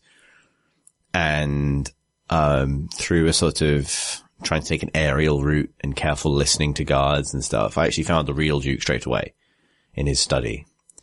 And the heart seemed to confirm that, yep, that's the real one. And he was in his study? Yeah, above his bedroom. Huh. Was he not for you? No. Okay. So I found the fake Duke in, I feel like his bedroom or something, like in a place where, it was a bedroom on an upper floor, and it was also overlooking a lower floor with, I don't know, some kind of desk, but it wasn't his office officially. And this guy was smoking. And so that's the tell, right? Yeah, right away I'm like, okay, this is the fake Duke. And I talked to him about a bunch of stuff, and then I went off to find the real Duke. And I don't know if I found this before I found him, but there was some intel suggesting that he is out in the garden, sort of in the far extreme of the place. And I don't think I found that intel at the time that I found him, but I was on the roof, and I did have some kind of intel that he was out, I can't remember what I was acting on exactly, but he was out in the garden, and basically there's an arc pylon right in the far fringes of the grounds, and he was standing right near it, with a hound right near him and 2 guards. Huh. And I can't remember. I wonder if this is randomized. I was coming at this from the roof, and for whatever reason, it was really easy for me to disable the arc pylon, and it was really easy for me to slip by the guards, and all I had to do was basically kill the dog, or take out the dog, and then take out the Duke, and he was standing right on a balcony. I think right as I approached him, he told the guards, like, leave me, I want some privacy. And they walked away from the arc pylon. I'd already disabled the arc pylon, and I had some weird moment where I had, I think I tranquilized the dog, and then I darted down and I choked out the Duke, and then the best way to get him out of there was to drop down over this cliff, and I picked up the Duke and I far reached down and I dropped him down on the grass, and then I far reached back up to pick up the dog, so I didn't want the guards to find the dog, and I picked up the tranquilized dog, and I sort of accidentally threw him over the cliff, and he bounced off the rock and into the sea. I'm like, okay, that dog's probably not alive like anymore. That dog. Sorry. And then had to go back down and pick up the Duke again and then run off with him. So, yeah, mine was completely different to that. So the Duke was in his study, and he'd go and read books on the bookshelf and walk around, but he was completely alone otherwise. Huh. And I found him first, and I realized it was the real one. Well, he wasn't smoking, but he wasn't, not smoking, if you know what I mean. I was he could smoke at any minute, so I watched him for a while, and used the heart, and I was pretty sure it was the real one, but I went to explore, and found the duplicate, in like a couple of floors below in like a kind of bedroom study area. And so took out the guards in there and spoke to the guy and sort of made that plan to swap them. And then went back up to the study. And when you talk to the, and then I can't remember the opening line is when you talk to the duplicate. But it's something like, very well, you found me. What do you want? And then I went and talked to the real Duke, after having made this plan with the duplicate, and he says, well, you found me. And it's exactly the same voice line. Like, you found me. What do you want? And, I told him like, I'm Emily Caldwell, you're going to pay for what you've done. Wow. At which point he turns and runs like down the stairs. But I had already hacked the alarm panel. So he runs straight for the alarm and goes to fire it, and it just like fizzes out and doesn't do anything. And he's like, oh shit. And I've already turned into like the smoke form, and I'm like, go towards him, and I just grab him and like do the non-lethal smoke takedown. But it felt like a really like cinematic, like, and now the wrath of God is upon you. And then I dump him on his bed. And have you've seen the cutscene, the non-lethal takedown for the Duke cutscene? Yes. Yeah, where he gets taken away and replaced with the duplicate. Yep. But it felt really like, it felt even better because of the way I was sort of role-playing it, that I had shown myself to him. Yeah. Because his sort of raving of like, more like absurd. I was visited by the Empress and turned into a smoke monster. Like, you gotta believe me. Yeah. It felt like a really perfect ending to that, because also it's a really clever solution. Like when I found the fake Duke, I had, for whatever reason, the guard who's near him, if you just wait, he does walk away, and like, the fake Duke says, oh, leave me, I want to be alone with my thoughts or whatever. But I had taken him out because I'd had some playthrough where I tried it and he had spotted me even though I talked to the Duke. So I knocked this guard out, and I was just looking for a place to hide him. So I just walked into the nearest room and threw him onto the bed, and that was fine. And then went through the whole rest of the mission and, took out the real Duke and knocked him out. And, does he have like a pendant or something on him that you you gotta bring something on him to the fake Duke in order to make that work. And I did that. And then, the real Duke I'd brought to the fake Duke, which you have to do. And, the fake Duke goes off and like calls the alarm and has the guards drag the real Duke away. They drag him away to the bedroom, it seems, where they found the unconscious guard. And so as soon as they drag him, they're like, oh my god, who's this? So they set off an alarm because of that. Yeah, because this whole thing took place in the bedroom for me, so there was no, like, that was where I ended up taking the guy down, that place where they drag him to. So, yeah. Yeah, I'd like to go back to that mission because, the bit after that, like trying to break into the vault, was pretty straightforward after having already taken out the Duke.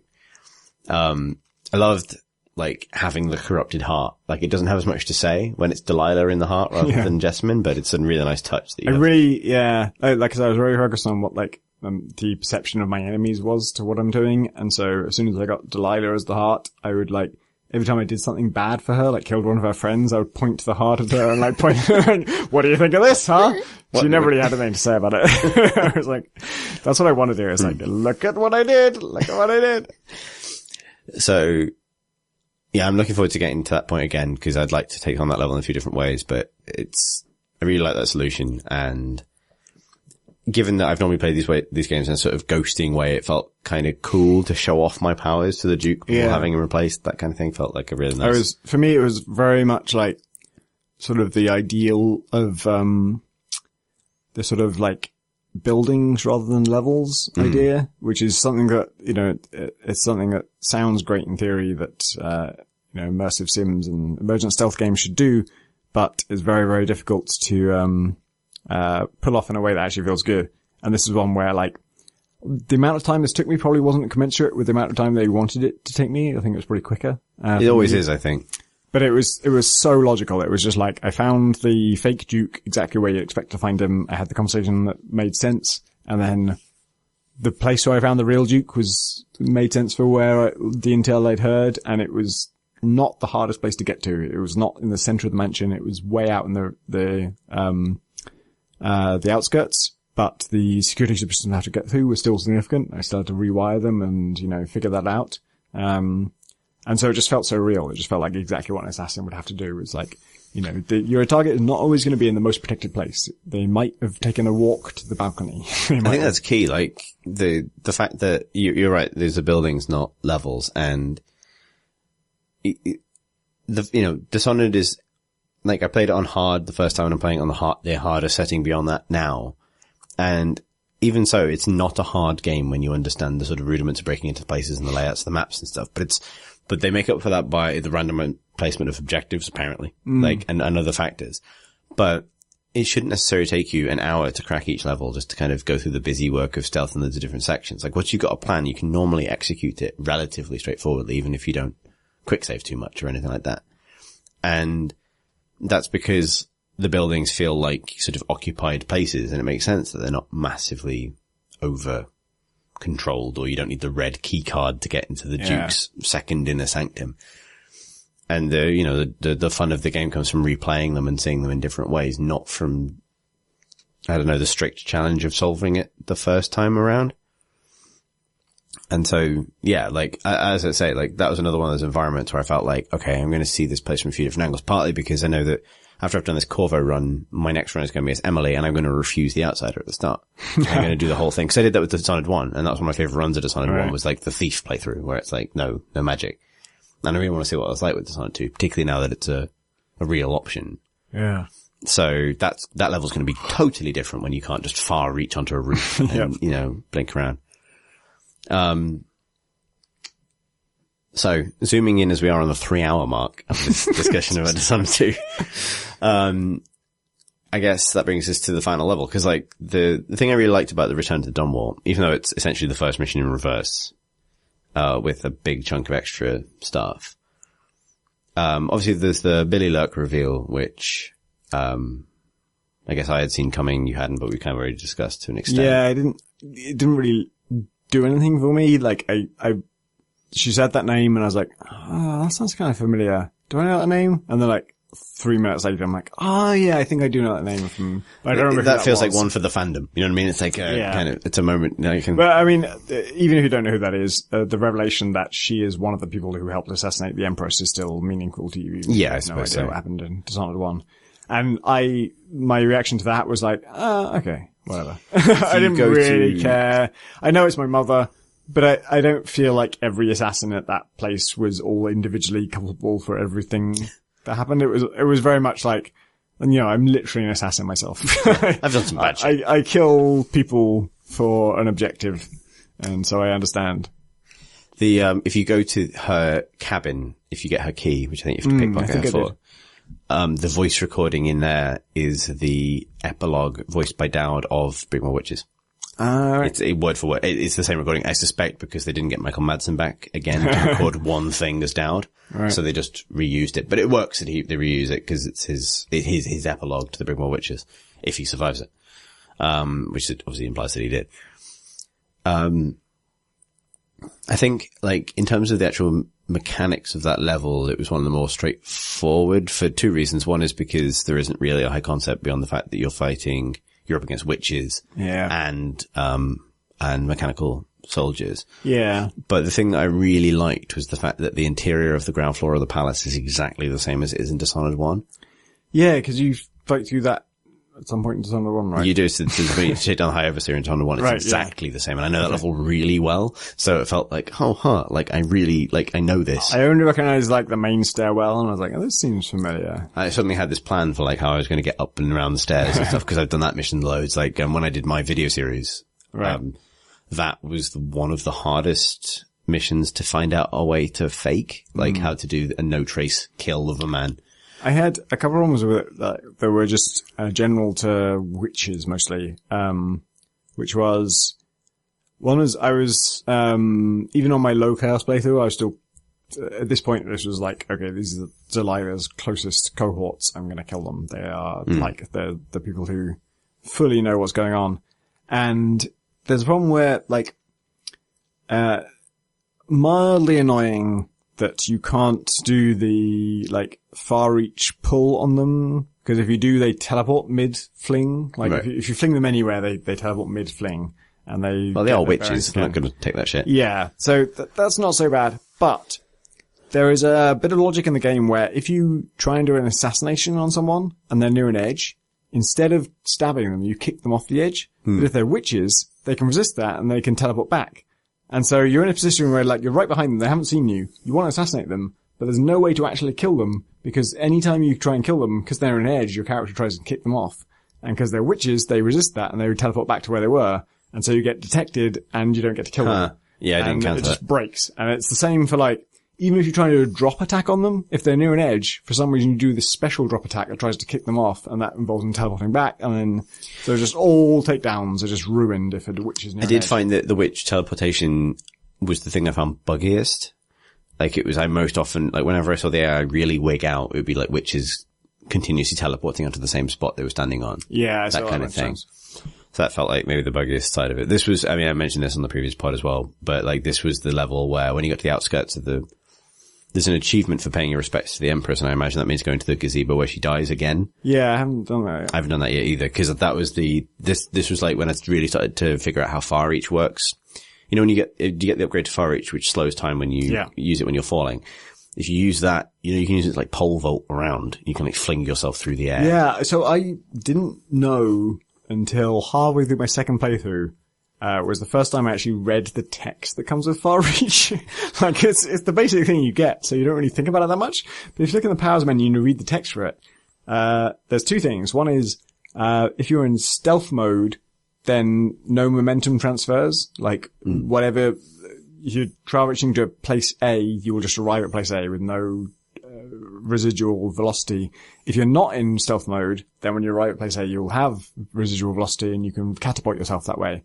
And then the other thing is breaking glass. I didn't know you could break glass with it. I didn't know you could, like, if there's glass in your way, you can just teleport through the glass or far reach through the glass and you'll just smash it. And not always great for stealth reasons, but that's how it works. Great for entrances. Yeah. So like I bypassed a lot of that area because it's like one of those spiky metal fences around the palace, but I managed to just like double agility jump, catapult myself completely over it and bypass that entire section, because I know that from Dishonored 1 there is a little rim around the edge of the palace wall that is one of the key stealth ways into the palace in the first game that is also there in Dishonored 2, so I just did that. Because I imagine at some point Corvo has gone to Emily, like, if you ever need to break into this place for any reason. If you lock that dude in the safe room in the intro, he's a statue. Can you still get there? He's a Delilah statue. Oh. Yeah. I presume if you locked him in when he was alive. So, because that requires, so after you've gone through all this stuff and you've found Delilah, you can go straight past her, where she's painting, through to the area from the very beginning of the game, all the way to the safe room. You can't get to the safe room from the outside because it's blocked. She blocks that off, but you can go the other way around. I was not at all good at recognizing areas in that part of the game, as their previous incarnations. Like if you show me an area of the early game and you change it to be ruined or whatever, I just don't recognize it's the same place at all, even if it's the same layout and everything. So if you tell me this is the same place as the opening of the game, I'm like, I don't know what this is. So when you get to the palace and you have to go around the outside because it doesn't let you go. So you can go up to the roof where you first escape into city streets at the start of the game, but the way back into the safe room is blocked by like Delilah's plants. And Emily even says like Delilah, like she blocks that off on purpose. So you have to go in through the other street's entrance, which is sort of where it sort of environmentally tells you the story about the overseers trying to take back the palace from Delilah and being killed. Then you break in through the outside, and then that outside of the palace is the same as, you even see Coldridge Prison, which is where Corvo's in prison at the beginning of the first game. You can see that bridge, you can see all of the different exterior of the palace as Corvo experiences it in the first game, which is like the lower level of the palace. And then you go into the palace through the main door, and then you have the exact same lower floor area that exists in the first game. And what I can't figure out is whether you have to like fix the lift to go up to where Delilah is. And that's because the throne room from the very beginning of the game is like on the roof of the palace. Like there's an outdoor roof terrace with the throne room on top of it. And that is, I think, where the Lord Regent's safe room is in the first game. But the safe room is like built on top of the palace. So I don't know if it's like a temporary building then that was covering up something else, which is why you never go to that throne room in Dishonored 1, or if the new throne room is like a new creation on top of the building. But when you get up there, which is when because we probably don't need to dwell too much on the previous section because it is just sneaking past witches and maybe, appreciating there's a few details like the Lord Regent's chambers where he goes if you don't alert any guards on the way in the first game, is now Corvo's bedroom. So you can go there and that's like, Corvo's effects and stuff. When you get up to the palace, so like, Delilah's doing her painting in the throne room, but you can sneak past her into the chambers beyond that where Emily's bedroom is and the safe room. And that's how you get around to the safe room where potentially that first target is still, right, if you knocked him out, but he's become a Delilah statue. Huh. So, Delilah's plan to paint the world as it is and as it should be and pull one reality into the other. That must have come pretty out of nowhere for you because you didn't finish Brigmore Witches. I mean, like there's that, and there's also like I was long before I got to her. I was like so praying, just be a person in a room. Just be a person in a room. I don't want any fucking boss battle. I don't want any fucking supernatural bullshit. It is a bit of a just give me a person in a room. Because that's what's so good about Dishonored is like every target, no matter how hard it is to get to them, once you get to them, they're just a person. They're not a boss battle, hit their weak spots. And she is a person, but you have to go into a magic painting to fight her, and it's in this weird, like, you go into painting in Oblivion for a side quest, and it's a painted world, and it's all got its own filter effect on it, and it's kind of cool, and it's kind of interesting. And that was not true here. I went to a painting and it was this like bunch of rocks that looked exactly like the Outsiders world. I didn't care about it and it didn't make any sense to me. And it was just like, I killed all the replicants or whatever. And that was just a case of just standing very still and watching for them and then shooting them individually. And then when she appeared, just killed her as well. And there was nothing interesting about it as a boss battle. And it also robbed me of the sense of like actually killing a real person. It was always just like, I went to a magical world and I did some magical thing that in theory constituted killing this person.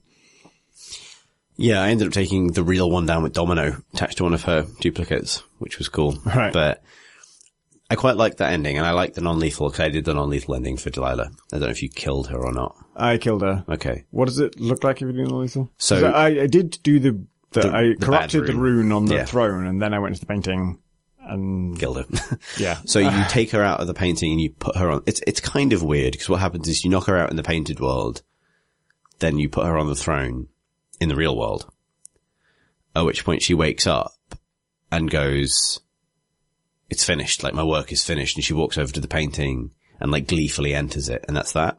Huh. And the idea is that I actually really like it. So it's very similar to how Dowd takes her out non-lethally at the end of Brigmore Witches, which I think is the canon ending for that story based on, well, so to go from the top, basically, so, do you mind me telling you Brigmore Witches stuff? No, go ahead. You pretty much know how it all ends now, so, yeah. So, Dishonored 2 seems to be able to take into account whether or not Delilah dies or not at the end of Brigmore Witches, because it sort of says that she's come back from the void. But, so in the end of Brigmore Witches, Dowd, so her plan in the Brigmore Witches is to permanently possess Emily and to take the throne by becoming Emily.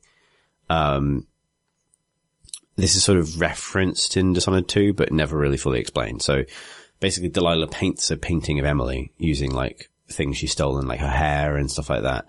And then her plan is to, she goes into the void, she finishes the painting in the void, in the Outsiders realm, and then the idea is she's going to enter that painting and permanently become Emily and become Empress and sort of take her birthright by literally becoming Jessamine's daughter. And Dowd stops this either by killing her, or basically what you can do is you wait till she finishes painting, stop time, and swap the painting for a different one. And it is a bit of a Scooby-Doo ending, because Dowd swaps the painting of Emily for a painting of the void itself. And then Delilah performs her ritual, but with her back to the painting she's just painted. And she never once turns around just to double check it's the right painting. And so she does this ritual and she casts herself back. And then if you've done the non-lethal version, she doesn't notice till it's too late that she's just cast herself into the void. And so she's trapped in the void forever. And that's presumably like, I think that's probably the canon ending because that's what she seems to have come back from in Dishonored 2. Yeah. It's very weird in Dishonored 2, so I played a bit of Brigmore Witches, and the name Delilah was familiar to me, but I didn't know, I didn't think of that as a person who was still around. I I hadn't personally killed her or anything.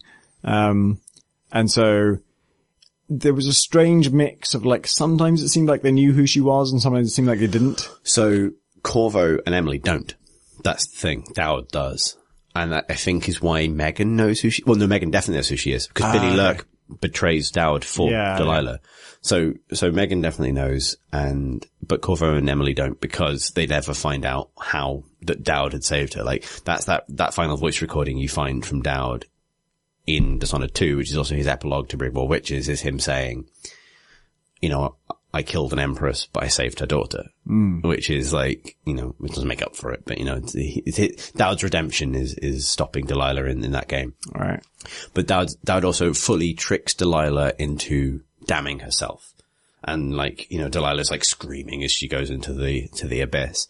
And the cool thing about Emily's version of the same thing, because it's actually fundamentally a similar thing. She like she subverts Delilah's ritual in order to trap her. But the big difference is that she gives Delilah exactly what she wants. Because when Delilah, basically what the corrupted ritual does is the world that Delilah's trying to create still exists inside the painting, but it only exists inside the painting. It doesn't replace the real world. Yeah. So Delilah, as far as she's concerned, is the empress of this kingdom that she's remade in her own image within the painting. And that never impinges on the real world. But it's actually in some ways, like, at least solipsistically, a happy ending for Delilah, which is one of the reasons I quite like it. Because it's quite subtle. Like, it's not, like the other non-lethal endings that we were talking about earlier, it's not, you don't break her. You don't ruin her or take away her power. Yeah. You just trap her in a solipsism forever. And then free Corvo. And so I liked that as a finale, even if I kind of agree with you that I think that final encounter with her is very gamey.